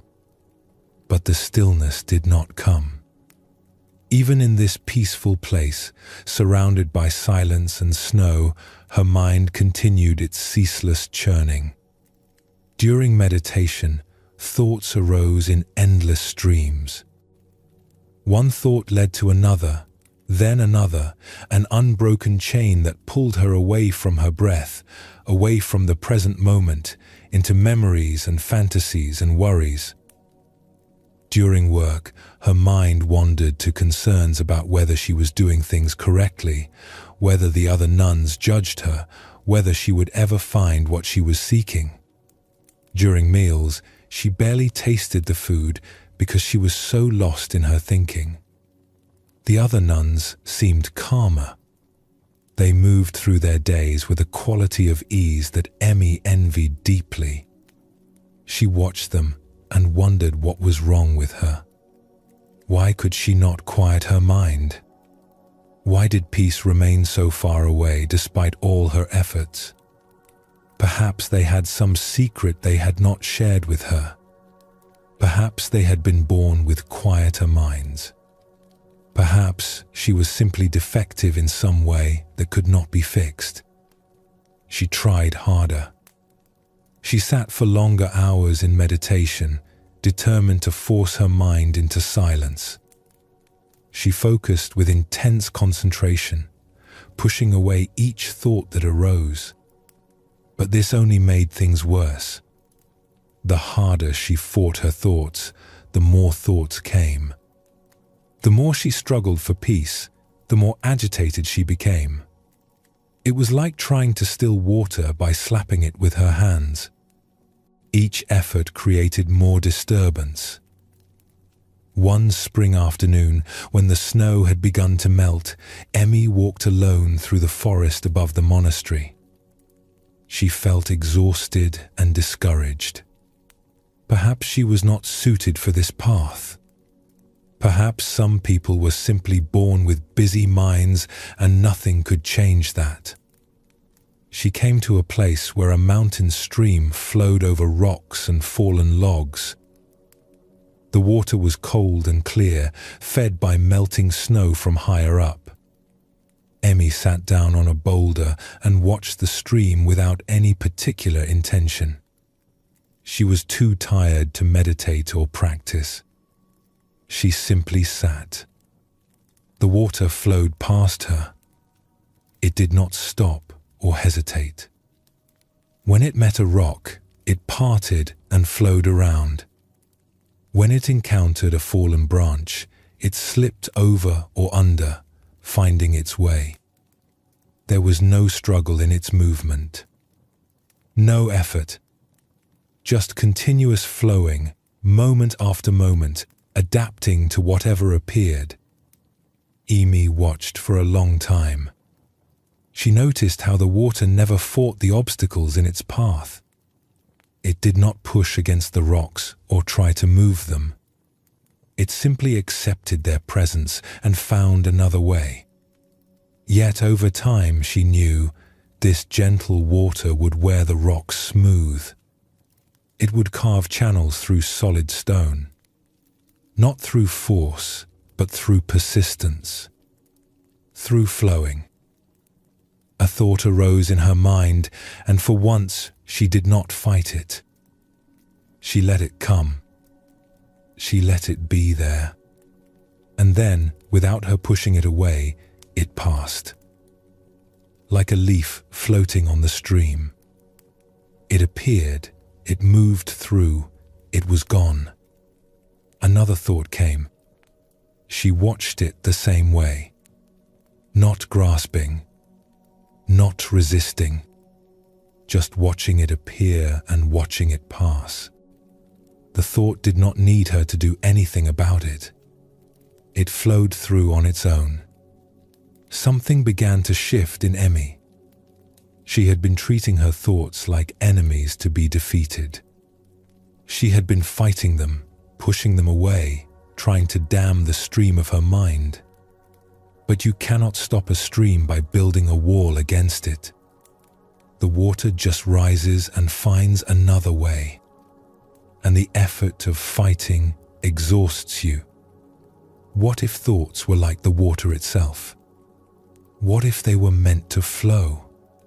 What if her job was not to stop them, but simply to stop interfering with their natural movement? What if peace was not the absence of thoughts, but a different relationship to them? She sat by the stream until the sun began to set, painting the snow-covered peaks with shades of pink and gold. The water kept flowing. It had always been flowing. It would flow long after she was gone. This flow was not a problem to be solved. It was simply how water was. Perhaps her mind was the same. Not broken, just flowing. Then she walked back to the monastery, feeling something different. Not the forced calm she had tried to create. Something more natural, more like the stream itself. Her thoughts were still there, but she was no longer at war with them. In the days that followed, Emmy began to practice differently. When she sat in meditation, she did not try to stop her thoughts. She let them come. She let them flow. She watched them arise and watched them pass, like water flowing around stones. When she caught herself fighting, caught herself trying to dam the stream, She would remember the mountain creek. She would soften. She would let the water flow. It was not easy. Years of habit made her want to control, to struggle, to force stillness into existence. But gradually, something changed. The thoughts did not stop coming, but they no longer troubled her in the same way. They were just water flowing, just the natural movement of mind. When she stopped fighting them, they lost their power to disturb her. One evening, the abbess of the monastery asked Emmy how her practice was progressing. "I have stopped trying to empty my mind," Emmy said. "I have learned to let it flow." The abbess smiled. "And what taught you this?" "A stream in the forest. It showed me that water does not fight the rocks in its path. It flows around them. My thoughts are the rocks. For years I have been trying to remove them. Now I am learning to be the water that simply moves on." The abbess nodded slowly. This is an important understanding. Many practitioners spend years fighting their own minds, not realizing that the fight itself is the problem. They believe that if they try hard enough, push hard enough, concentrate fiercely enough, they will finally conquer the mind and achieve stillness. But the mind is not an enemy to be conquered. It is not a wild animal to be tamed through force. She paused and looked out the window at the snow-covered mountains. "The mind is more like water," she continued. "It is meant to flow. Thoughts arise naturally. They are not failures of meditation. They are not signs that you are doing something wrong. They are just what minds do, as flowing is what water does. When we stop treating them as obstacles and start letting them flow through us, we find the peace we were seeking all along. Not a dead stillness, but a living peace.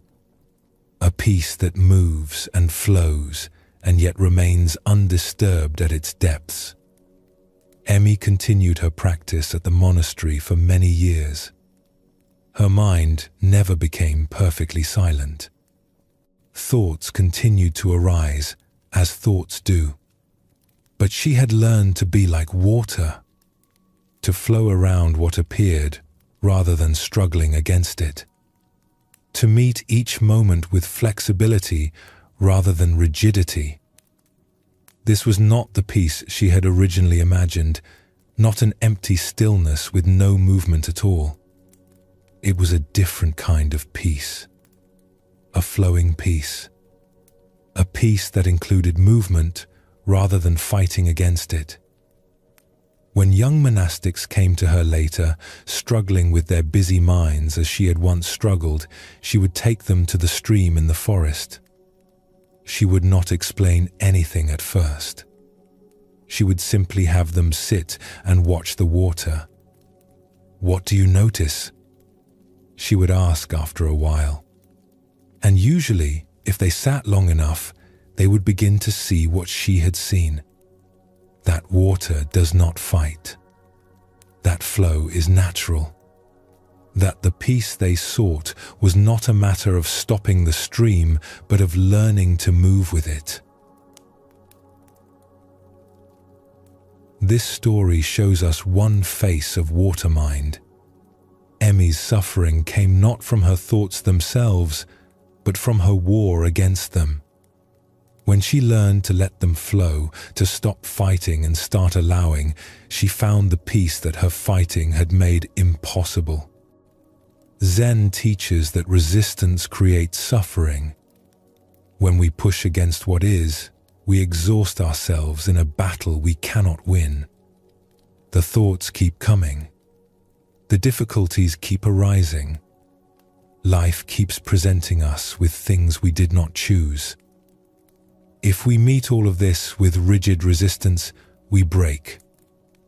But if we learn to flow, to yield, to move with what comes rather than against it, we discover a strength we did not know we had. This does not mean we become passive or that we accept everything without discernment. Water has direction. It moves toward the sea. It has power and purpose. But it accomplishes that purpose through flexibility rather than force, through adaptation rather than rigidity.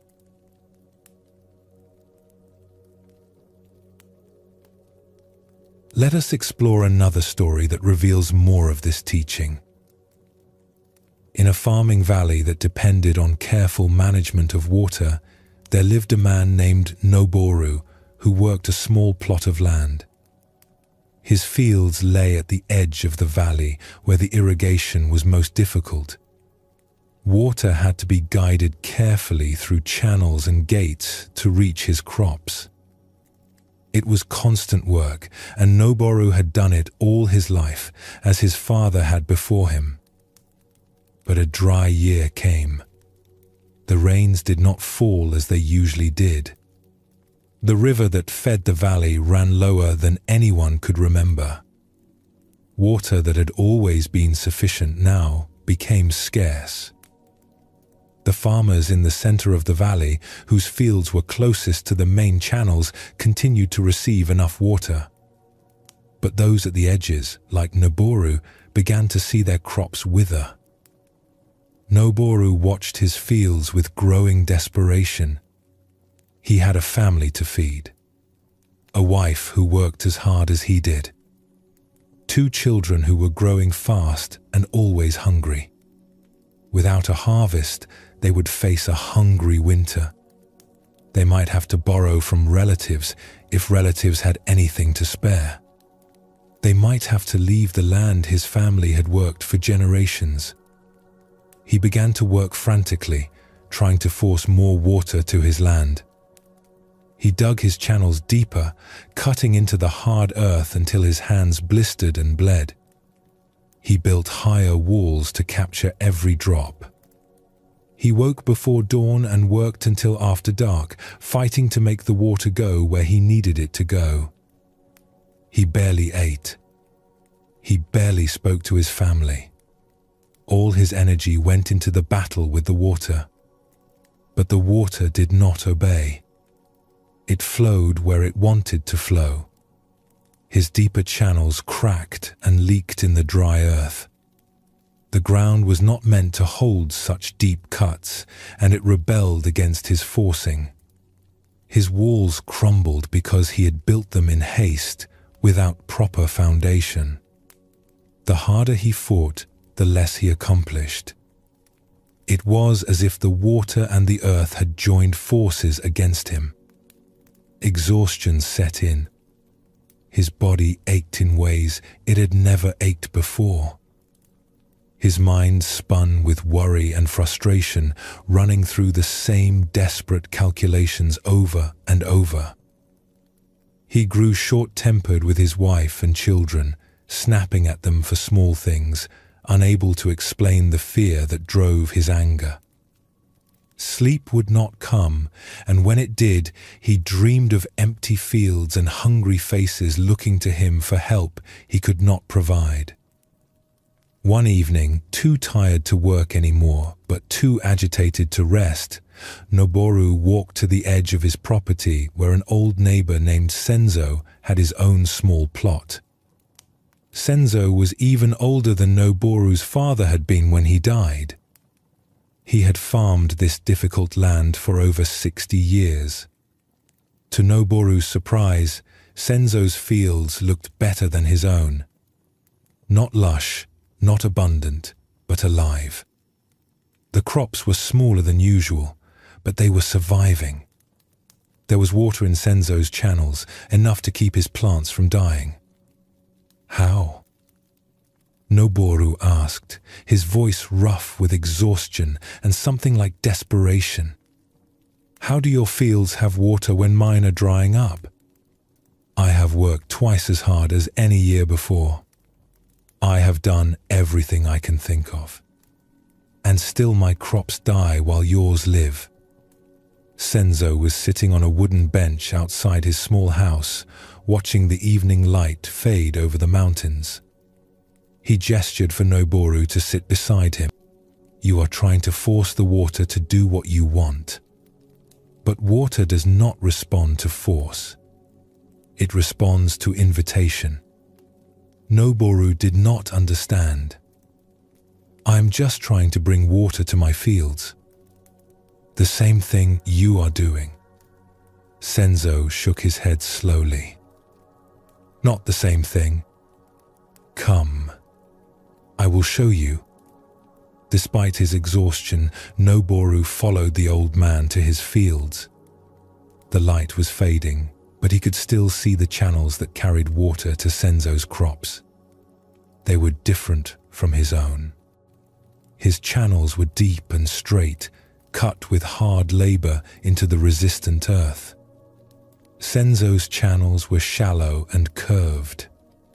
They followed the natural contours of the land, bending where the ground wanted them to bend, sloping where the earth already sloped. You dig deep channels because you think deeper will hold more water, Senzo explained. But deep channels fight the earth. They crack. They leak. And they ask the water to go where it does not want to go. I dig shallow channels that follow where the water already wants to flow. Less work for me. Less resistance from the earth. And the water comes willingly because I'm not forcing it. He pointed to a place where his channel curved around a slight rise in the ground. You would have dug straight through that hill. Much work. And the water would have resisted every step. I simply went around. The water flows easily. It does not mind the longer path.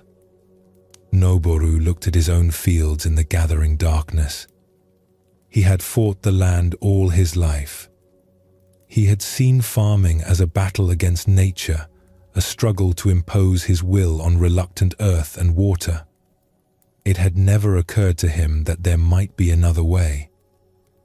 But how do you know where the water wants to go? He asked. Senzo smiled. I watch. I pay attention. The land tells you if you listen. After a rain, see where puddles form. See where the ground is wet longest. Those are the paths the water is already taking. Work with those paths instead of against them. You will work less and accomplish more. Over the following days, despite his skepticism, Noboru tried what Senzo had suggested. He stopped digging new channels and started watching his land. At first, it felt like doing nothing, like giving up. His whole life he had believed that hard work was the answer to every problem. That effort and struggle were what separated success from failure. Sitting and watching felt like laziness, but he made himself do it. He walked his fields slowly, paying attention to things he had never noticed before. The slight depression where water gathered after even a light rain. The angle of the slope that determined which direction water naturally moved. The places where the earth was softer and absorbed water more easily. The spots where the soil was hard and water simply ran off. He began to see his land differently. Before, it had been an obstacle to be overcome, a resistant force that required constant battle. Now he began to see it as something that had its own nature, its own preferences, its own way of wanting to work. The land was not his enemy. It was simply itself. And if he could understand what it was, he could work with it instead of against it. He began to reshape his channels, not according to his idea of where water should go, but according to where water seemed to want to go. It was humbling work. He had to abandon channels he had spent years digging. He had to admit that his father's way and his father's father's way might not have been the best way. This was harder than the physical labor. It meant accepting that all his struggle might have been misdirected, that he had been fighting a battle that did not need to be fought. But the water responded. As he stopped fighting and started cooperating, more water reached his fields. Not because there was more water available, but because less of it was lost to resistance and leakage. By working with the natural flow instead of against it, he accomplished what all his forcing had not been able to achieve. His crops survived that dry year. They were not abundant, but they were enough. His family did not go hungry. When he looked at his fields at harvest time, he felt something he had not expected. Gratitude, yes, but also a kind of wonder. He had accomplished more by yielding than by all his years of fighting. More important than the harvest was what Noboru learned. He had discovered that fighting was not always the answer, that sometimes the way to get what you need is not to push harder, but to push less, to watch, to listen, to find the way that opens naturally instead of trying to force open a way that is closed. He thought about how he had lived his whole life, always struggling, always fighting, against the land, against circumstances, against anything that did not go the way he wanted. He had believed this was strength. He had believed this was what it meant to be a good farmer, a good provider, a good man. Now he saw that all that fighting had often worked against him, that the very effort he thought was helping had sometimes been the thing holding him back. In the years that followed, Noboru became known in the valley for his water management. Other farmers came to learn from him, especially in dry years. He would walk their land with them and point out what the earth was telling them, where water wanted to flow, where it was being forced against its nature, how to work with conditions rather than against them.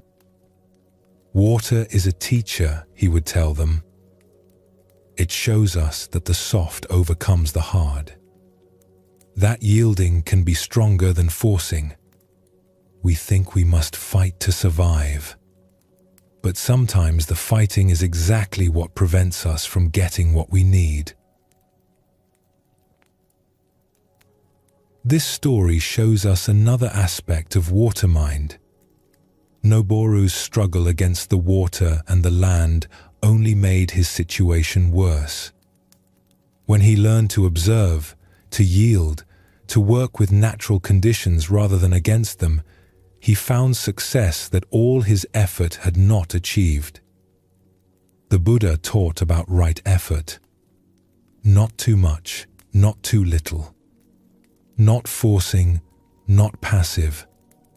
There is a middle way that accomplishes more through alignment than through struggle. Water shows us this middle way. It has clear direction and purpose, yet it achieves that purpose through flexibility rather than force.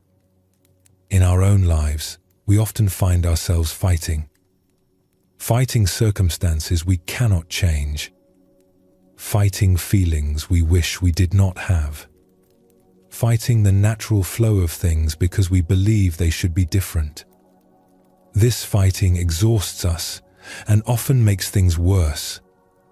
But when we can soften, when we can look for the way that opens rather than trying to force open the way that is closed, we discover a different kind of strength. No mind moves like water. It does not struggle with each moment, trying to make it different than it is. It responds to what is actually present, finding the natural path, yielding where yielding is wise, persisting where persistence will serve. This is not passivity. It is intelligence. The intelligence of water that finds its way to the sea without ever consulting a map. Take a gentle breath now. Feel yourself settling, like water finding its level. There is nowhere you need to push toward, nothing you need to fight. Just this breath flowing in, this breath flowing out. Like water, like the natural movement of life itself.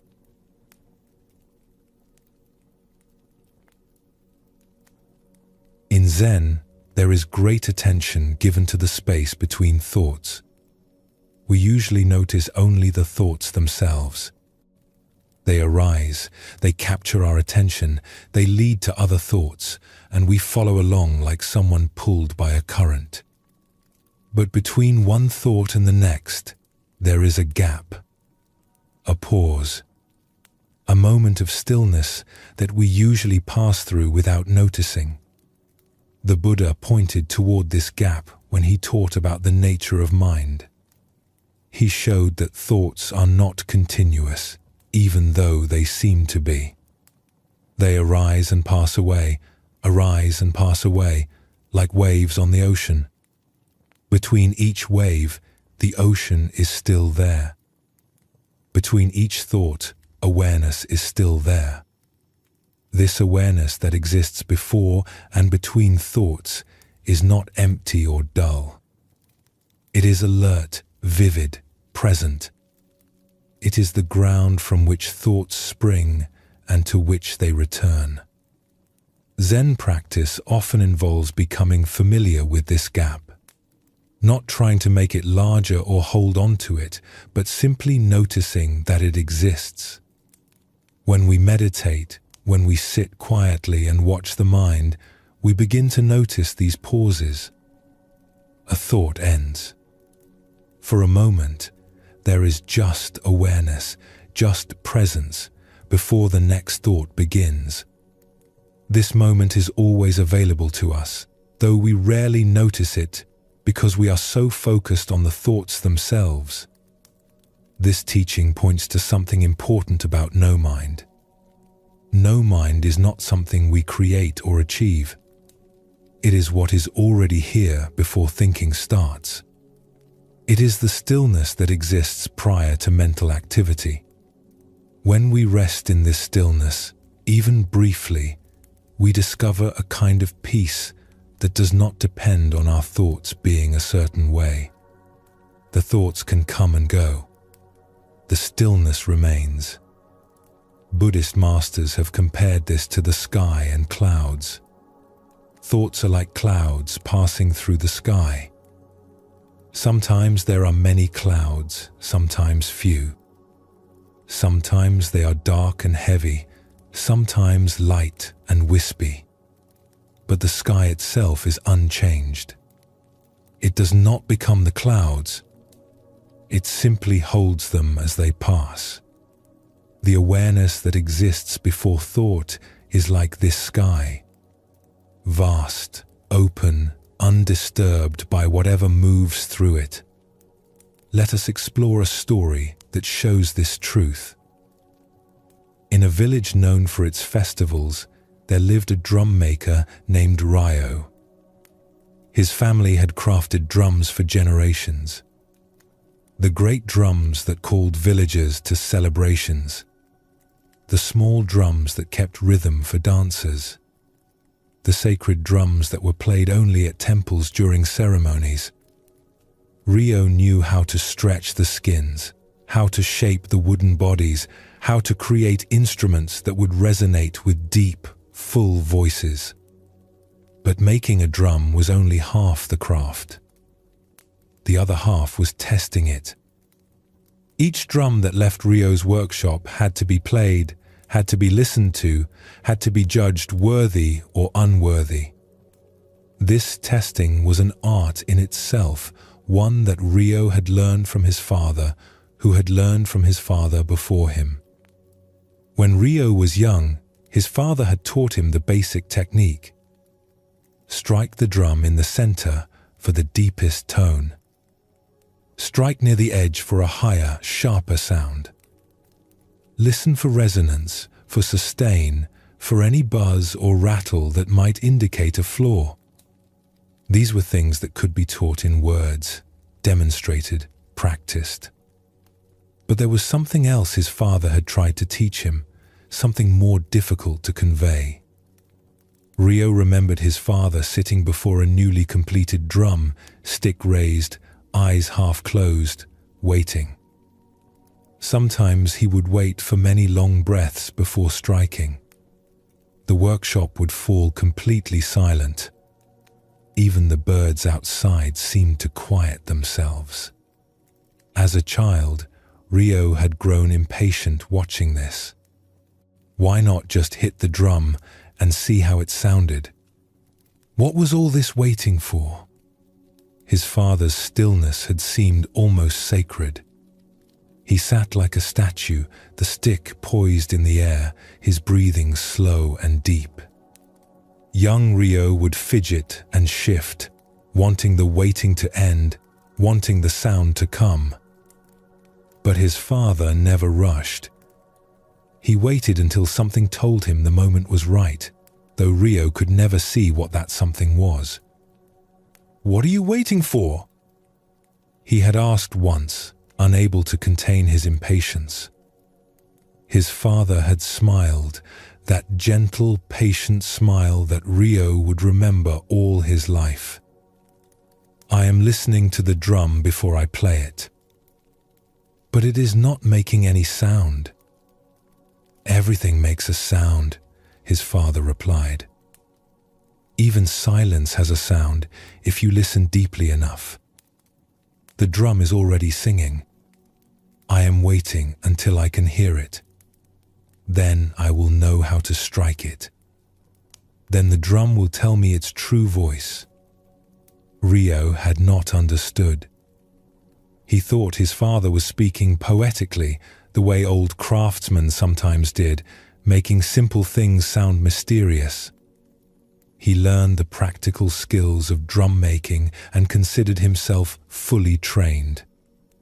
After his father passed away, Rio took over the workshop and continued the family craft. His drums were good. Customers were satisfied. The instruments sold well and were played at festivals throughout the region.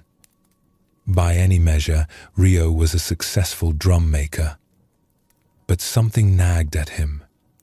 When he tested his drums, he would strike them and listen, strike and listen, adjusting and refining. The process worked well enough. Yet he remembered how his father had tested drums, that long stillness before the first strike, and he wondered if he was missing something.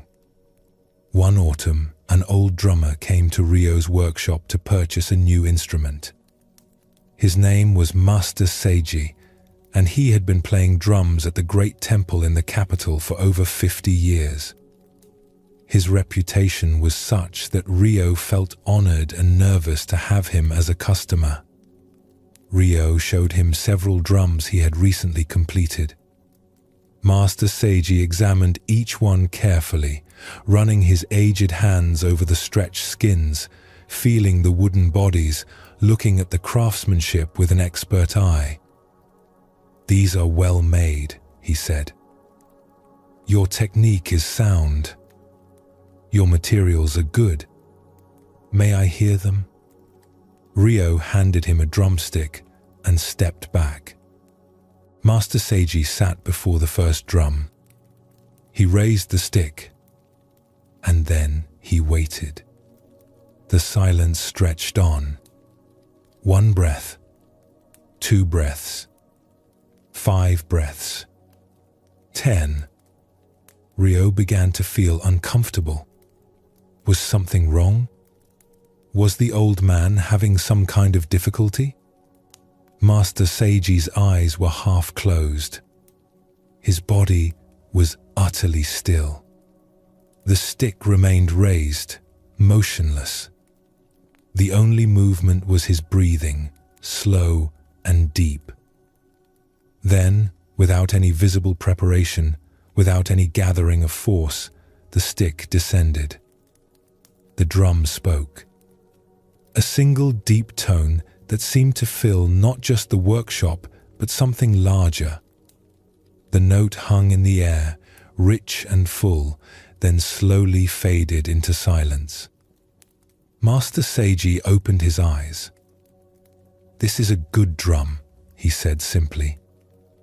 He moved to the next drum and repeated the process. The long stillness, the waiting, then the effortless strike and the revealing tone. Each drum was tested this way, the silence before each strike lasting as long as the silence after. When he had finished, Master Seiji chose 2 drums to purchase. As Ryo wrapped them carefully, he could not contain his curiosity. "Master, may I ask you something? When you test a drum, you wait a long time before striking. My father used to do the same thing. He said he was listening to the drum before playing it. I never understood what he meant." Master Seiji smiled, and in that smile, Ryo saw an echo of his own father's patient expression. "Your father was a wise man. What he said was true. The drum is already singing before we strike it. But to hear that song, we must become very quiet. Our minds are usually so full of noise that we cannot hear the subtle sounds. We are thinking about how we will strike, what tone we expect to hear, whether the drum is good or not. All this thinking creates a kind of deafness." He touched the head of one of the drums gently. "When I sit before a drum, I first let my mind become still. I am not thinking about the drum. I am not anticipating the sound. I am simply present, listening to what is already here. In that stillness, before any thought arises, there is a kind of awareness that is very clear, very sensitive. From that stillness, I can hear things that thinking cannot hear." "What do you hear?" Ryo asked. "The drum itself. Its nature. Its voice that wants to emerge. When I strike from that stillness, I am not imposing my idea of how the drum should sound. I am inviting the drum to speak. The quality of my attention before the strike shapes the quality of the sound. If I strike from scattered thinking, the tone is scattered. If I strike from stillness, the tone is clear." Ryo thought about this for a long moment. "Is this why you wait so long before each strike? You are finding that stillness?" "Yes. Though with practice, the stillness can come more quickly. It is not about the time. It is about the quality of attention. Some days the mind quiets easily. Other days it takes longer. I wait until I feel that clarity, that presence before thought. Then I strike." After Master Seiji left with his drums, Ryo sat alone in his workshop. A finished drum stood before him on its stand. He had tested this drum already, the quick, practical way he had developed over the years. It was a good drum. He knew its sound. But now he wanted to try something different. He raised the stick and prepared to strike. Then he caught himself. His mind was already full of anticipation, full of what he expected to hear, full of thoughts about whether he could do what Master Seiji had described. He lowered the stick and closed his eyes. He tried to let his mind become still. Thoughts kept coming. Doubts, questions, memories of his father, judgments about himself. The mind seemed determined to fill every moment with noise. Rio did not fight. He had learned that lesson from his own drum making. You cannot force a skin to stretch properly. You have to work with it gently, patiently. Perhaps the mind was the same. He sat and breathed. Thoughts came and he let them pass. Slowly, gradually, the intervals between thoughts grew longer. He began to notice the gaps, the pauses, the moments of simple presence before the next thought arose. And in one of those gaps, he heard something. Not with his ears exactly. It was subtler than that. A sense of the drum before him. A feeling of its presence, its waiting, its readiness to speak. Without deciding to, without thinking about it, his arm moved. The stick struck. The tone that emerged was different from what he had heard before when testing this drum. Fuller, rounder, more alive. As if the drum had finally been given permission to truly sing. Rio opened his eyes and stared at the drum in wonder. It was the same instrument he had tested dozens of times. But the sound had been different. The difference had come from him, from the stillness before the strike, from listening before hearing, from presence before thought. He tried again. This time the stillness came more easily. The gap between thoughts opened, and in that gap he found the same clear presence. The strike that followed produced another beautiful tone. Not identical to the first, each strike was unique, but carrying the same quality of aliveness. Rio laughed softly to himself in the empty workshop. All these years he had thought he understood his craft. He had thought his father's mysterious waiting was just an old man's habit, a quirk to be respected but not understood.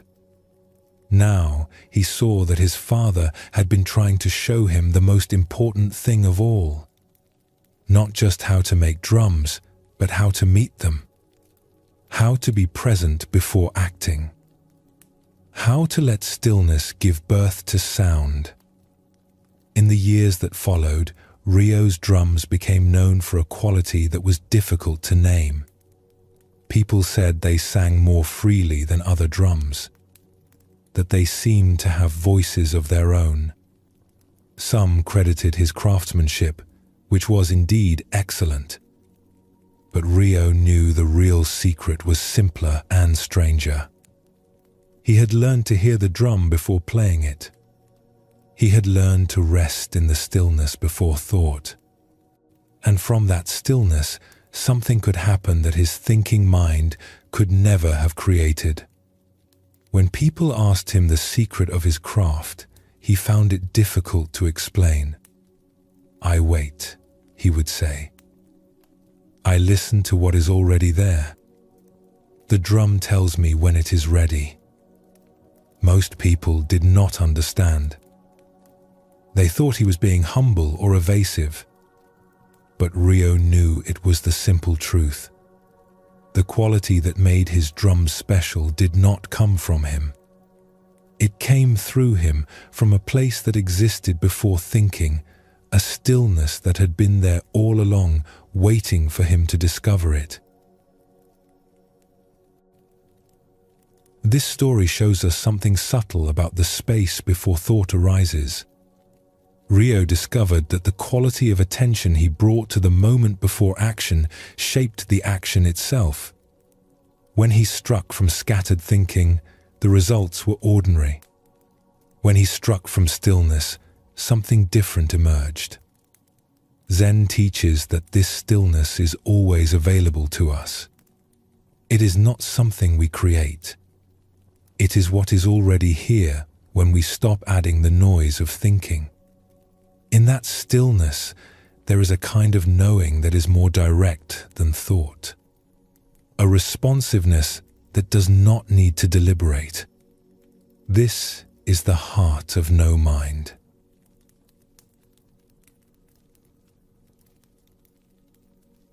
Let us explore another story that reveals more of this teaching. In a city known for its tea houses, there lived a tea master named Kinu, whose reputation had spread throughout the region. People came from distant provinces to attend her tea ceremonies. They said there was something different about the way she moved. Something that made the simple act of preparing tea into a profound experience. Kinu had not always been remarkable. As a young woman, she had studied the tea ceremony like many others.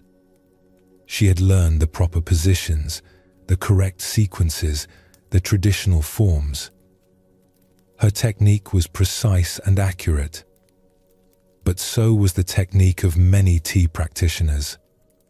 She was skilled, but not exceptional. The change had come after a great loss. Her teacher, an old woman who had guided her for 20 years, had died suddenly. One day she was there, sharp-eyed and warm, adjusting Kinu's posture, commenting on the angle of the tea scoop. The next day, she was gone. A stroke in the night, they said. She had not suffered. She had simply stopped. Kino had been devastated. Her teacher had been more than an instructor. She had been a second mother, a guide, a constant presence for half of Kinu's life. The grief was overwhelming. For months, Kinu could not practice. The tea room reminded her too painfully of her teacher's presence. She could still see the old woman kneeling there, still hear her voice explaining the meaning behind each movement. The familiar forms felt hollow without the one who had taught them to her. During this time of grief, Kinu spent many hours sitting in silence, not practicing, not thinking about tea, just sitting with her sorrow, letting it move through her like weather moving through a valley. She had no energy for anything else, no desire to accomplish or improve, or even to feel better. She simply sat and breathed and let the grief be what it was. Something happened during those months of stillness. Kinu did not notice it at first. Her mind, exhausted from sorrow, began to quiet in ways it never had during all her years of dedicated practice. Without trying to meditate, without following any technique, she fell into long stretches of simple presence. Thoughts came less frequently. When they came, they passed more quickly. The silence between them grew deeper. One morning, without planning to, she found herself in the tea room. She did not decide to make tea. Her hands simply began to move. They knew the form so well that they did not need her guidance. She watched as if from a distance while her body performed the ceremony. Something was different. The movements flowed in a way they never had before. There was no hesitation, no adjustment, no thought about what came next. Her body simply moved from stillness into action, from action back into stillness, like breathing. When she finished, Kinu sat in the quiet room and tried to understand what had happened. Her mind had been empty. Empty of planning, empty of trying, empty of self-watching. There had been just the movement, arising from somewhere before thought. She began to explore this discovery. She found that when she sat quietly before beginning a ceremony, letting her mind settle into stillness, the movements that followed had a different quality. They seemed to arise by themselves without her having to direct them. The tea was prepared, the guests were served, everything happened correctly, but there was no sense of her doing it. There was just the doing. Students began to notice the change in her practice. They could not say exactly what was different. The forms were the same. The sequence was the same. But something had shifted. When they watched Kinu prepare tea, they felt they were witnessing something natural and inevitable, like water flowing downhill or flowers opening in sunlight. One student, a young woman named Michi, asked Kinu directly, "Your movements seem to have no beginning. They simply happen. How is this possible? When I perform the ceremony, I am always thinking about what comes next. My movements feel separate, like beads on a string. Yours flow like a single continuous stream. What is your secret?" Kinu considered the question carefully. It was difficult to put into words what she had discovered. "When I first sit down to prepare tea," she said, "I do nothing. I sit with an empty mind and let the stillness deepen. I am not thinking about the ceremony. I am not planning my first movement. I am just present, aware, resting in the silence before anything begins." She paused, searching for the right words. In that stillness, there is a kind of readiness. Like a pool of water, perfectly calm, waiting for a single drop to create ripples. When the readiness is complete, movement begins by itself. I do not decide to move. The movement simply arises from the stillness, the way a breath arises when we stop holding our lungs. Michi looked puzzled. "But how can you move without deciding to move?" "The decision happens, but it happens beneath thought. Our bodies know how to do many things without our minds directing each movement. When you walk, do you decide to lift each foot? When you speak, do you plan the position of your tongue for each sound? There is an intelligence that operates before and beneath our thinking. When I sit in stillness before the ceremony, I am allowing that deeper intelligence to guide the movements. My thinking mind steps aside and something else takes over." She lifted the tea bowl and held it gently in her palms. The ceremony has been practiced for centuries. Its forms live in my body, in my hands, in my bones. They do not need my thoughts to tell them what to do. When I rest in stillness, the ceremony can perform itself through me. I am not the one doing it. I am simply present while it happens. Michi began to practice this way. At first, it was frustrating. When she tried to empty her mind before performing the ceremony, her thoughts only became louder. They seemed to multiply, as if offended by her attempt to quiet them. She thought about whether she was sitting correctly. She wondered if she would ever understand what Kinu meant. She judged herself for having so many thoughts. She felt she was doing it wrong, that she could not find the stillness Kinu described. She wanted to give up. This was too hard. Perhaps some people were naturally suited for this kind of practice and others were not. Perhaps she simply had too busy a mind. But Kinu counseled patience. Do not try to empty your mind. That just creates more struggle. You are adding another thought, the thought that you should have no thoughts. This is like trying to smooth water by pressing on it. Simply sit. Let thoughts come and go. Do not chase them and do not push them away. They are just clouds passing. You are the sky. Over time, the mind settles on its own. You cannot force a pond to become still. You simply stop stirring it and wait. Weeks passed. Michi practiced sitting in stillness before each ceremony. At first, it felt like nothing was changing. But gradually, so gradually, she almost did not notice, something shifted. She began to notice the gaps between her thoughts.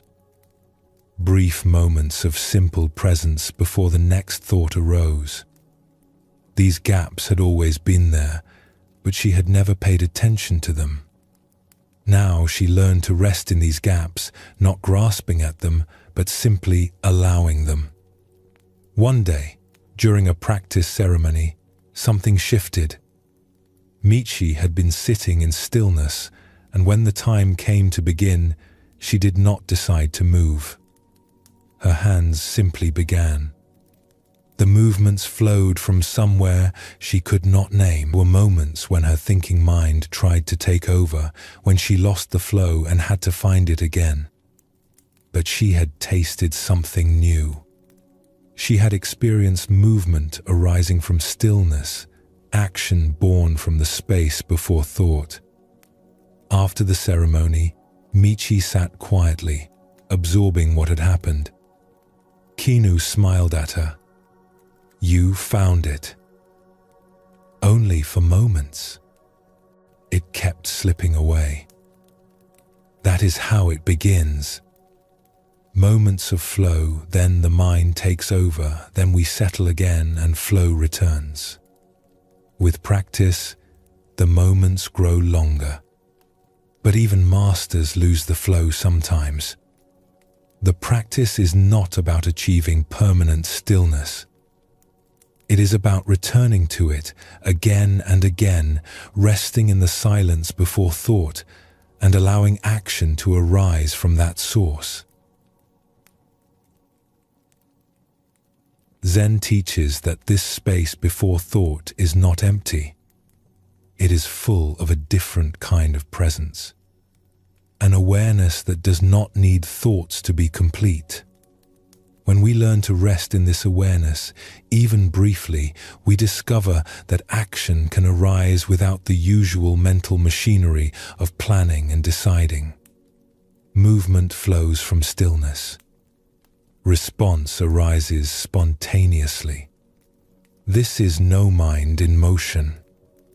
The Buddha taught that we suffer because we cling to thoughts, to identities, to our constant mental commentary about experience. But before the commentary begins, there is just experience itself. Pure awareness meeting the present moment. When we touch this directly, even for an instant, something relaxes. We discover that we do not need to think our way through every moment. Life can live itself through us when we step out of the way. Take a gentle breath now. Notice the small pause at the end of the exhale before the next inhale begins. That tiny gap of stillness. Rest there for a moment. There is nothing you need to figure out. Nothing you need to do. Just this stillness from which the next breath will naturally arise.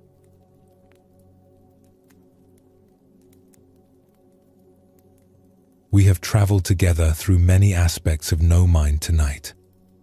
We have seen how the tired mind finds rest when it stops fighting itself. We have felt the wisdom that lives in the body, beneath thought. We have witnessed what happens when we forget ourselves and allow action to flow freely. We have learned from water how to yield rather than force. we have touched the stillness that exists before thought begins. Now, we come to the heart of this teaching. And the heart is very simple. No mind is not a distant achievement. It is not a state reserved for monks who meditate for decades in mountain caves. It is not something you must struggle to attain or feel inadequate for not possessing. No mind is simply what remains when we stop dividing ourselves. It is the natural peace of being whole. Zen teaches that we already have what we are seeking. The Buddha nature, the awakened mind, is not something we must create or earn. It is already here, already present, already who we are. Our thinking covers it over. Our striving pushes it away. Our belief that we need to become something different prevents us from recognizing what we have always been. The teaching of no mind points us back home, not to some special place, but to this moment, exactly as it is. Not to some special state of consciousness, but to the simple awareness that is reading these words, that is breathing this breath, that is resting here right now. When we stop trying to be somewhere else, we discover we are already here. When we stop trying to be someone else, we discover we are already ourselves. When we stop adding the noise of thinking to the silence of being, we find a peace that was waiting for us all along. Buddhist masters sometimes speak of the ordinary mind as the way itself. Not the mind that has been specially trained or purified or elevated. Not the mind that has achieved rare states of consciousness or accumulated extraordinary experiences. Just this mind. The mind that notices the light changing as evening comes. The mind that feels the weight of the blanket. The mind that hears distant sounds and lets them pass. The mind that is aware of being aware without needing to make anything special of that awareness. This ordinary awareness, when we stop complicating it with our seeking and striving, is itself the peace we have been looking for. We have been searching far and wide for something that has never left us. We have been trying to become what we already are. The journey home is not a journey of distance, but a journey of recognition, of seeing what was here all along. Let us explore a story that shows this truth. In a quiet town where the streets were lit each evening by oil lamps, there lived an old lamplighter named Cho. Every day, as the sun began to set, he would take his long pole with its small flame and walk his rounds through the town. One by one, he would reach up and light the lamps that hung at each corner, each crossroads, each stretch of dark street. He had done this work for 40 years. As a young man, he had inherited the job from his father, who had lit these same streets for 30 years before him. In those days, it had seemed like a humble position, almost an embarrassment. Other young men became merchants who traveled to distant cities. They became craftsmen whose work was displayed and admired. They became scholars who were respected for their learning. Cho lit lamps. There was no prestige in it, no wealth to be gained, no advancement possible. Just the simple task of bringing light to darkness, repeated every evening for a lifetime. His father had tried to teach him something about the work, something beyond the mere mechanics of flame and oil. But Cho had been too young, too restless, too hungry for something more impressive than lamplighting. He had not listened carefully. He had assumed his father was just making peace with a small life, finding meaning where there was none. When he was young, Cho had sometimes felt bitter. He would light the lamps while his mind wandered to other places, other lives he might have lived. He thought about what else he might have become if circumstances had been different. He worried about money, about respect, about whether anyone noticed his existence. He planned escapes that never materialized. He dreamed of recognition that never came. His body walked the familiar streets while his mind lived elsewhere, always elsewhere. But somewhere along the way, without any dramatic moment of transformation, something had changed. Cho did not know exactly when it happened. There was no single evening he could point to and say, "That was when I woke up." The shift had been gradual, like the slow turning of seasons. He had simply started paying attention. At first, it was just noticing the small things. The way the flame on his pole flickered in the breeze. The particular quality of light as the sun went down, different each evening depending on clouds and season. The sounds of the town settling into night. Doors closing. Voices calling children home. The smell of cooking fires and evening meals. Then the attention deepened. He began to notice the act of lighting itself. The moment when his flame touched the lamp's wick. The small catch, the hesitation, then the bloom of light.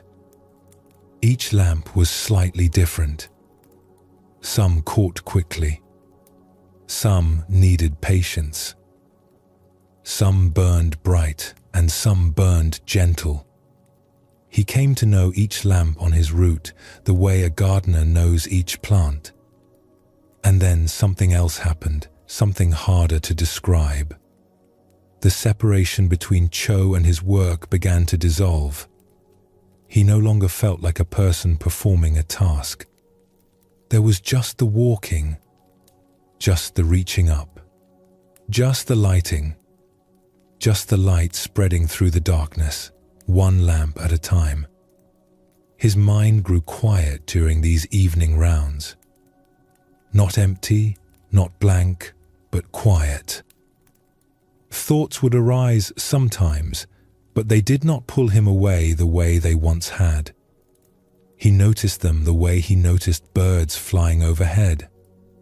Present, and then gone.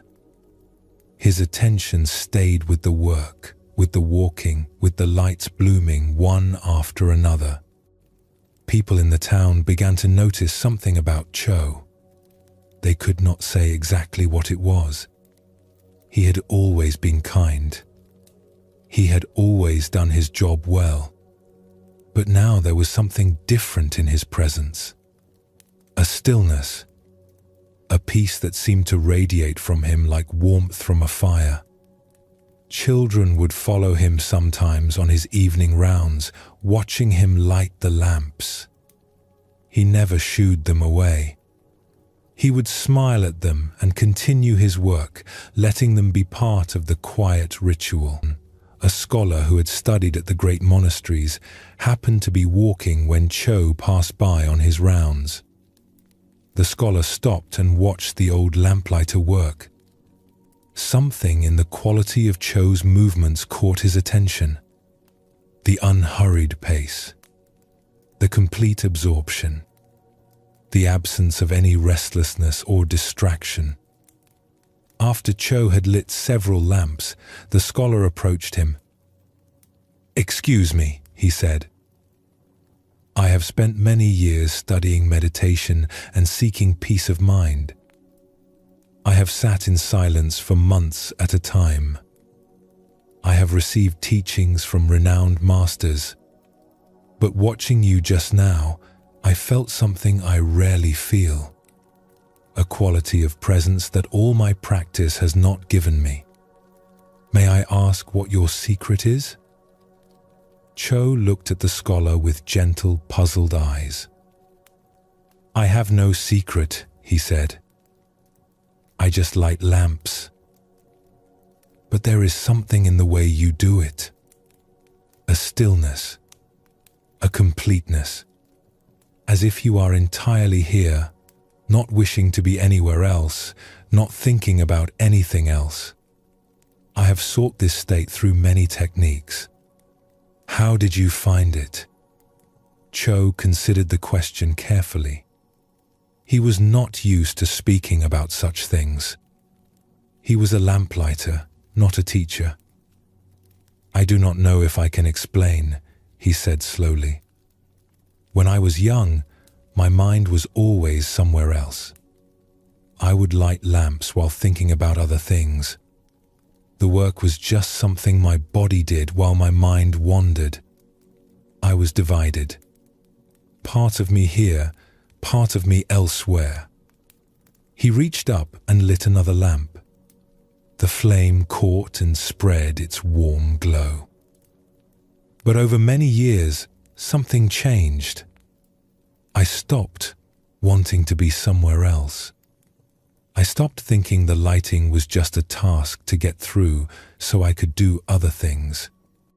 I let myself be here, just here, with the flame, with the lamp, with the walking, with the evening coming on.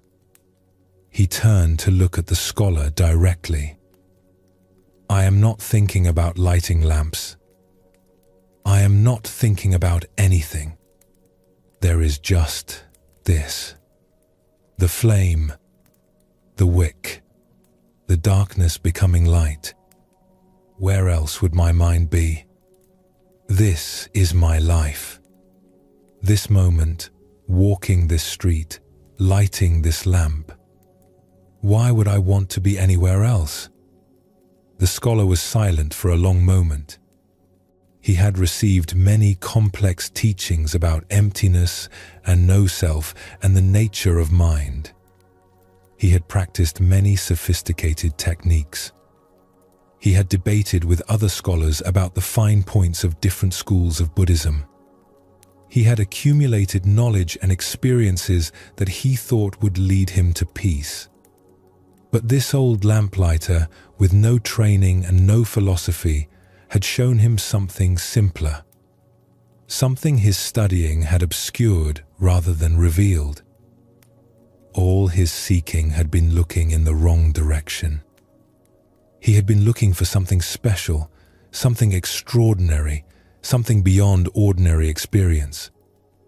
But this old man had found peace not by transcending ordinary life, but by being fully present for it. You are not divided, the scholar said finally. You are whole. That is what I was seeing. Not a special state of consciousness. Not some rare achievement. Just a man who is fully where he is, doing what he is doing, without being pulled elsewhere by his thoughts. Cho nodded, though he was not sure he understood everything the scholar said. I just light lamps, he repeated. But yes, I am here while I do it. Where else would I be? The scholar bowed deeply, as he would bow to a great teacher. And in that moment, he understood that teachers can appear in any form. That wisdom does not announce itself with robes and titles. That sometimes an old man with a lamp pole knows more about peace than all the scholars in all the monasteries. The scholar thanked him and watched as Cho continued on his rounds, moving from lamp to lamp through the deepening twilight. Each light bloomed in turn. The darkness softened. The town prepared for sleep. And the old man walked on at peace, undivided, simply doing what was before him to do. Simply being where he was. Simply home. This story shows us the simplicity at the heart of no mind. Cho had no special training. He did not sit in meditation or receive teachings from masters. He simply, over the course of many years, stopped being divided. he stopped wanting to be somewhere other than where he was. He let himself be fully present for his simple work. And in that wholeness, he found a peace that even a scholar's years of seeking had not produced. Zen teaches that awakening is not complicated. We make it complicated with our seeking and striving, our techniques and philosophies. But at its heart, it is simply this: being here, fully, without division. Doing what we are doing, completely, without wishing we were doing something else. Meeting this moment as it is, without needing it to be different. This does not mean we never think or plan or remember. Thinking has its place, but we do not need to think constantly. We do not need to be elsewhere in our minds while our bodies go through the motions of living. We can come back to where we actually are. We can be whole.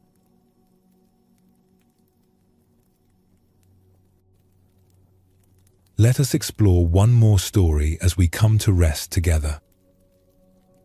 In a monastery tucked into a fold of the mountains, there lived a gardener named Sen who had tended the temple grounds for over 30 years.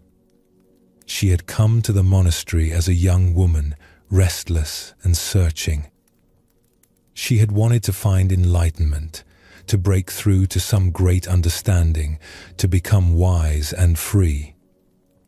In those early years, she had sat in meditation with fierce determination. She had studied the teachings with intense concentration, memorizing sutras and commentaries, questioning teachers about the finest points of doctrine. She had sought out the most respected masters and begged for their guidance. She undertook difficult practices.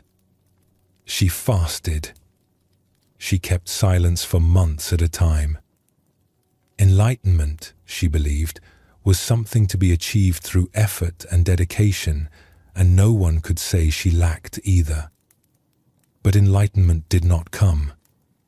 No matter how hard she tried, how many hours she sat, how many teachings she absorbed, the breakthrough she sought remained out of reach. She had experiences during meditation, glimpses of something that felt significant, but they always faded. She would think she was close, that the next retreat, or the next practice, or the next teaching would finally push her over the edge into lasting awakening. But it never happened. She saw other practitioners around her, some of whom seemed to have found what she was looking for. They had a quality of ease she could not access, a settledness that her striving never produced. She wondered what was wrong with her. Was she not sincere enough? Not dedicated enough? Not intelligent enough? Why could she not grasp what others seemed to have attained? After many years of striving, Sen grew exhausted. Her seeking had worn her out. The intensity she had maintained for so long could not be sustained. Her body ached from all the sitting. Her mind felt dull from all the effort.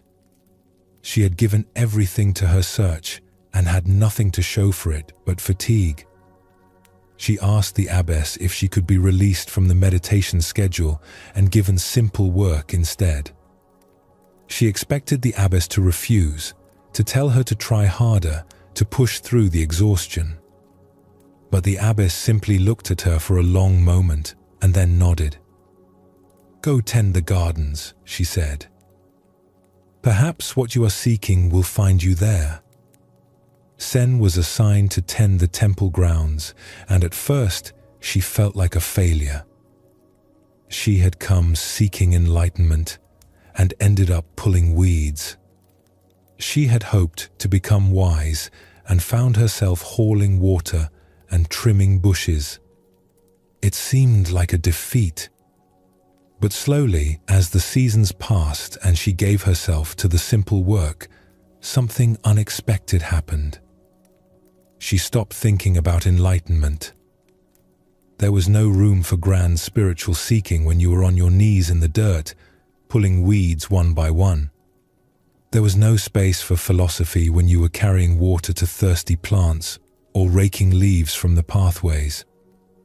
The body was too engaged, the attention too occupied, for the mind to wander into its usual territories of ambition and self-judgment. Her world became small and immediate. This plant, this stone, this patch of earth. The feeling of soil between her fingers, cool and alive. The smell of green growing things after rain.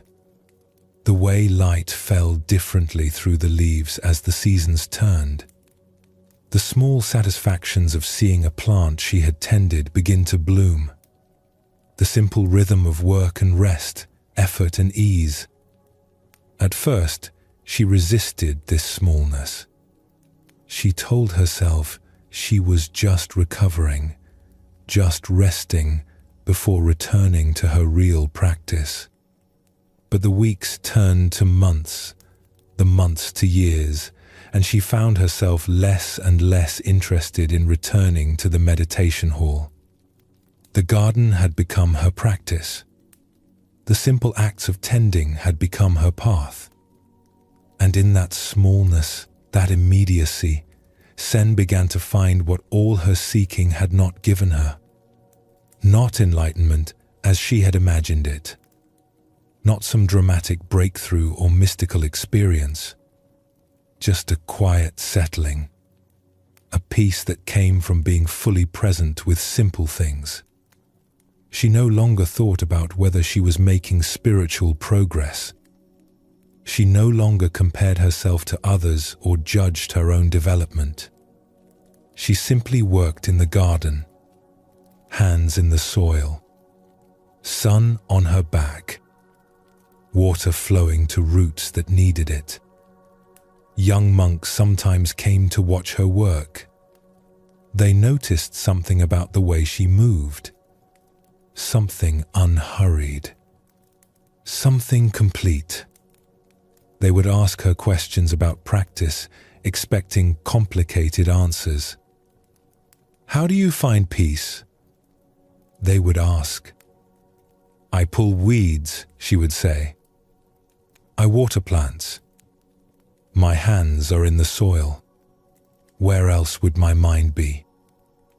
"But don't you seek enlightenment anymore?" Sen would smile at this question. "I sought enlightenment for 20 years and could not find it. Then I stopped seeking and found something better. I found this." She would gesture at the garden around her. "This moment, this breath, this work. When I stopped looking for something special somewhere else, I discovered that ordinary life was enough. That being fully here was what I had been looking for all along." One autumn day, the abbess came to walk with Sen through the garden. The leaves were turning gold and red. The air was cool and smelled of ripening fruit. "I have watched you over the years," the abbess said. "When you first came here, you were like a clenched fist, gripping so tightly to your seeking. Now you are like an open hand. What changed?" Sen considered the question as they walked together past the old plum trees. "I gave up," she said, finally. "I stopped trying to get somewhere. I stopped believing that peace was something I had to achieve through effort. I just started doing what was in front of me to do. And somehow, in that giving up, I found what all my trying had never given me." She paused to pull a small weed that had appeared beside the path. "I think I was always looking somewhere else. Looking for enlightenment in special experiences, in breakthrough moments, in states of consciousness I had read about in books written by ancient masters. I never thought to look here, in the garden, in my hands, in the ordinary moments that make up most of life. She straightened slowly, her old knees protesting the movement, and looked around at the garden she had tended for so many years.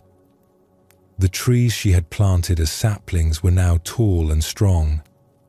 The stones she had placed lined the pathways in patterns that felt inevitable, as if they had always been there. When I finally stopped looking elsewhere, I found that here was enough. That ordinary was enough. That this moment, just as it is, was what I had been seeking all along. Not some other moment. Not some transformed moment. This one. The only one that actually exists. The abbess nodded slowly. This is what the old teachers meant when they said the ordinary mind is the way. Not a special mind. Not a perfected mind. Just this mind, fully present, not seeking elsewhere. You have found it, though you were not trying to find it.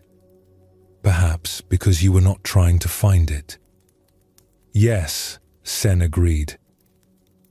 And that seems to be the secret, if there is one. Stop trying to find it. Stop believing it is somewhere else. Just be here, doing what you are doing, fully and completely. What we seek is not hidden in some distant place. It is here. It has always been here. We just had to stop running past it. They walked on together through the garden as the afternoon light began to soften. Somewhere a bird called. Leaves drifted down from the trees. And Sen, who had once sought enlightenment with such fierce determination, was at peace.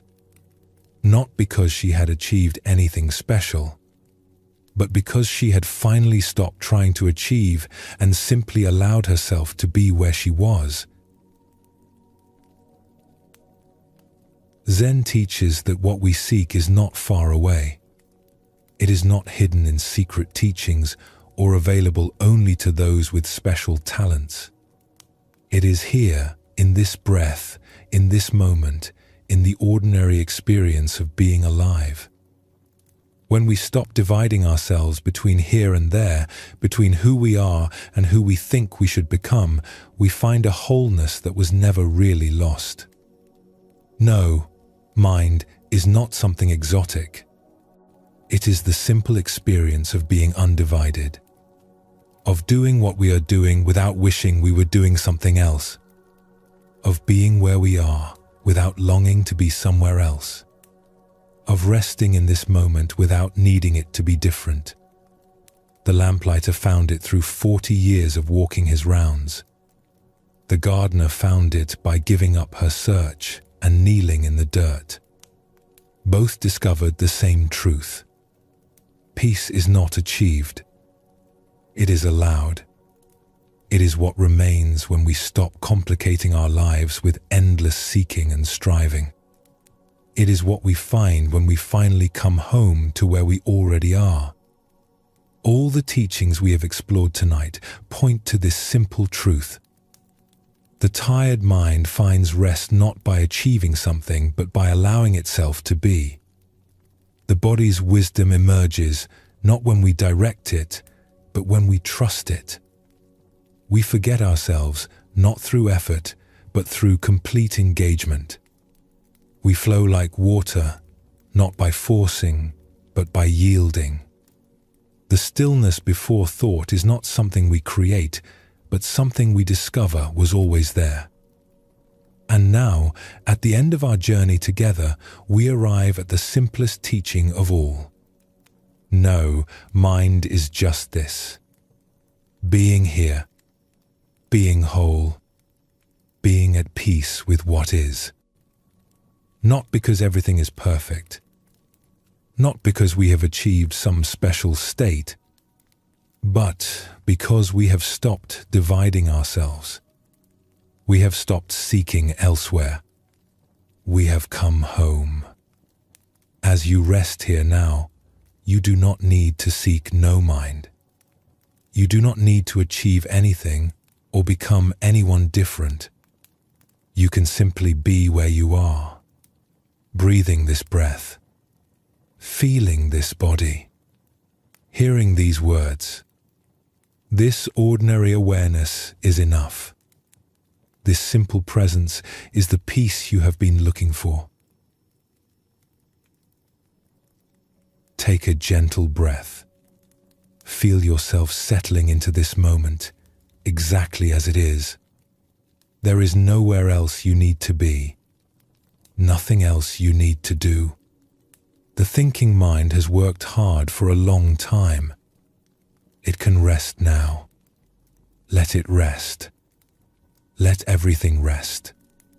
You are here. You are whole. You are home.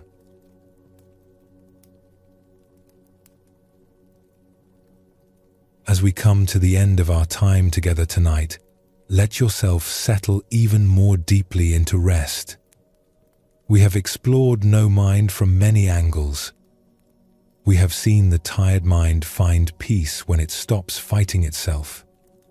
We have felt the wisdom that lives in the body, in the hands that remember what thinking cannot teach. We have witnessed the art of forgetting, where the self that watches and judges dissolves into wholeness. We have learned from water how to flow rather than force. We have touched the stillness that exists before thought begins. And we have come home to the simple truth that what we seek is already here.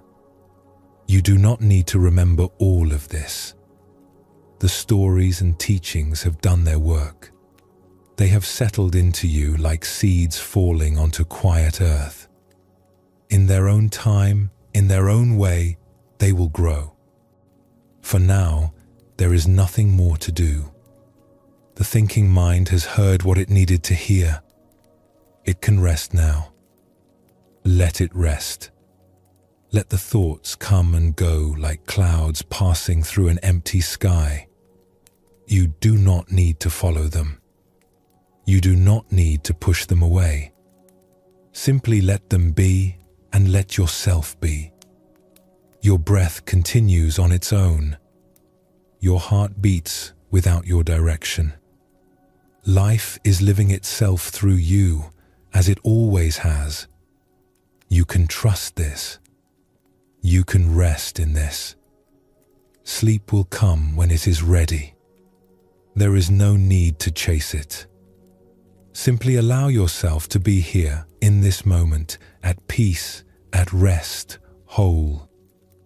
Sleep well, and thank you for joining us here at Sleepy Monk.